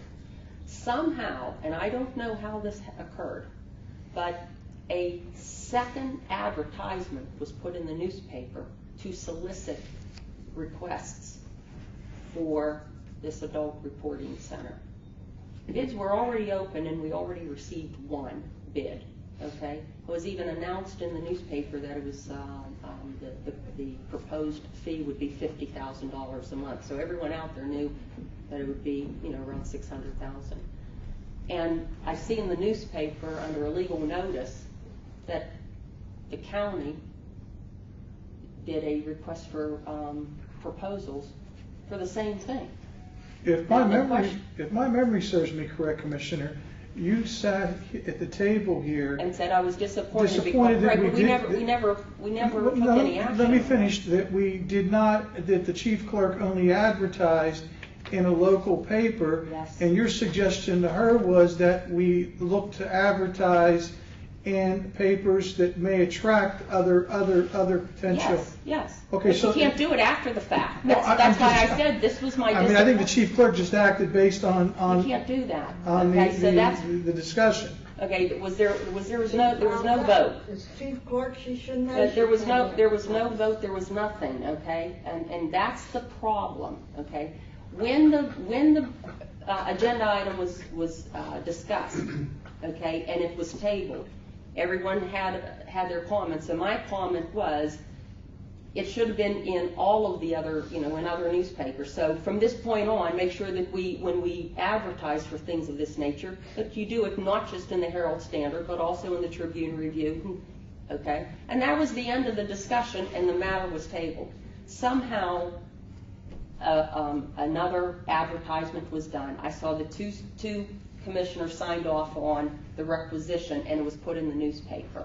And I happened to see the legal notice, and I'm thinking, wait a minute, you can't do that. There was no, number one, we as commissioners have to make a decision on the first RFP, and then number two, you have to have approval by commissioners at a vote to take that action. So if anything, what should have occurred would have been to rescind or reject those proposals and re-advertise. Now the problem is that you have two other ones who bids. The second process has already been accomplished. Two additional proposals have been opened publicly, and actually, from a quick read, those two are less than what the first one is. So you might have a problem with that first individual because he did what was asked of him and provided a sealed bid. The public found out, and others found out what the amount was, and now another bid's done, and it came in lower. So you guys need to take a look at that and see how best to clean it up so there's no litigation problems and other types of problems. And again, for these types of matters, just because I said I wish that would have occurred doesn't mean we're all commissioners. We know that you can't do that without having approval. So that need to take a look at that and see what kind of consequences, if any, we would have. And my concern that day was the president judge, in the end, is going to have to support the actions of this that the board takes. The Adult Reporting Center will be a part of sentencing. So without the president judge's full support, we would be entering into an agreement. I mean, if he's not going to sentence anybody to the day center, guess what? We have an empty day center.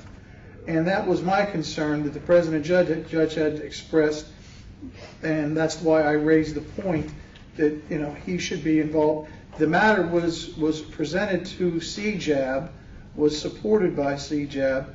I too got the impression the day of that meeting and I agree with the Commissioner, procedurally it was wrong.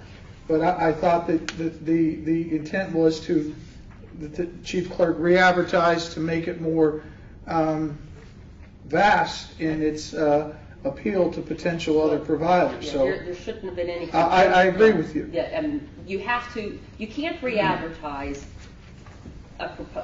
something like that unless you reject. So I hope, maybe get with me on that, Amy, the chief clerk, later. But you have, if we have open up bids, we have to either award or reject, and then decide whether or not you're going to re-advertise. But all of that, we have to address the issue now. It is what it is. John and I will take a look at it and elicit more facts from the three of you and the chief clerk, and Right. proceed hopefully from there. Yeah, it's more than a procedural issue. I mean, it's actually a pretty important major issue. As a point of information, RFQs come from the controller's office. RFP. This was an RFP. Regardless, either or, when we advertise. I don't understand. Well, I'm sure that the bid came through, I just don't remember. yeah, it was done through a requisition, and it was already put in the newspaper, and the bids were, and the proposals were already open. I understand that. Are there any public announcements anybody has? Do we have any public comments from the, yes, Mr. Mazza. And I'm going to ask that everybody limit their comments to 5 minutes, please. Well, what I'd like is some enlightenment on this Act 13. As I understand Act 13, the information that I got is Act 13, the life of the Act 13, just what is going to be the life, is that determined? Because the life of the wells are determined to be 15 years. Of revenue. 15, yeah, and the revenue on each well diminishes as it's used. Now, that's the understanding I have. It is. And is that correct? Yes. And therefore, the amount of money that the counties receive, if there's more, the amount of money is determined by the number of wells in the county. So if they drill more wells, the amount of money that the county receives could go up. But if no more wells are drilled, then the amount of money goes down.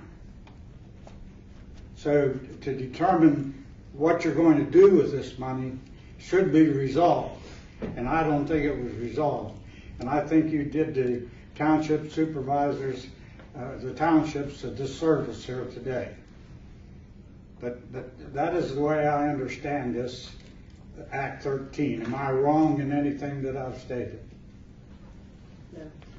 Well, you're talking about, if you're talking about a question from a legal perspective, I think what you have said is correct from a gas technological well, aspect. I'm going on with the information that I've received, and I was a member of the task force involving, and so I was very interested in what has been occurring in the county. I was at a seminar or a program put on by a number of different agencies right before all this Marcellus Shale started drilling, and they were telling us from Harrisburg that these things could be impacting us in many ways for the next 100 years. So, well, we had 4 seminars. We conducted 4 seminars here in Fayette County, and they all touched on different aspects of drilling these wells. But this is what I understand.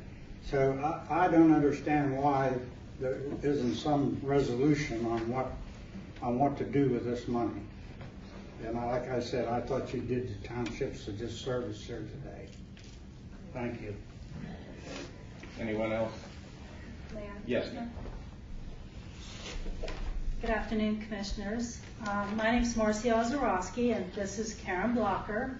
And we are employees of Highlands Hospital in Connellsville. And we're here again to ask the Commissioners and the County Solicitor to come to Highlands Hospital for a meeting with our administration and our attorney to discuss the awarding of a value behavioral health contract to another county hospital. Now, it is our understanding that you have offered to have a public meeting, but we do not feel at this time that would be the proper forum to resolve the situation, and that as a business, there are things that we would like to express to the commissioners privately that involve business statistics, etc., that we don't necessarily want our competition to be privy to. And although I appreciate Mr. Frank's opinion, it's not a legal opinion. We have information that is contrary to some of his assertions.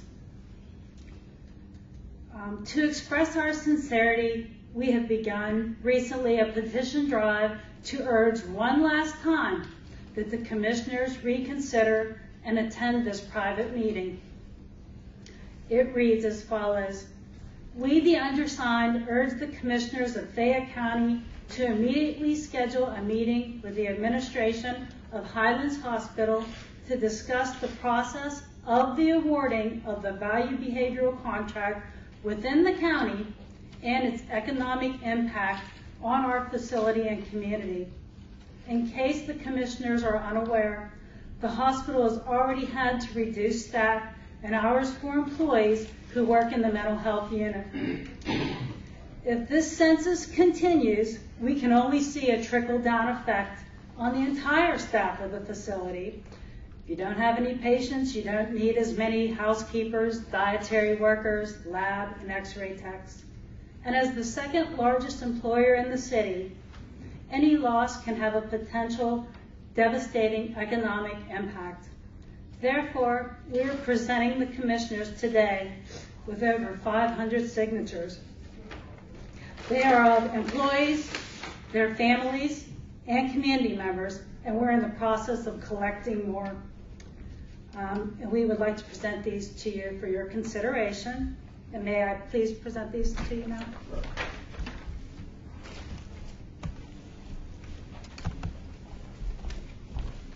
Thank you. Thank you. You're welcome.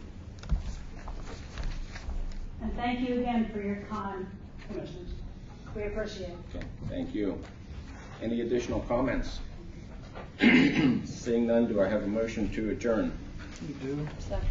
All those in favor? Aye. Motion carries. Thank you all for coming.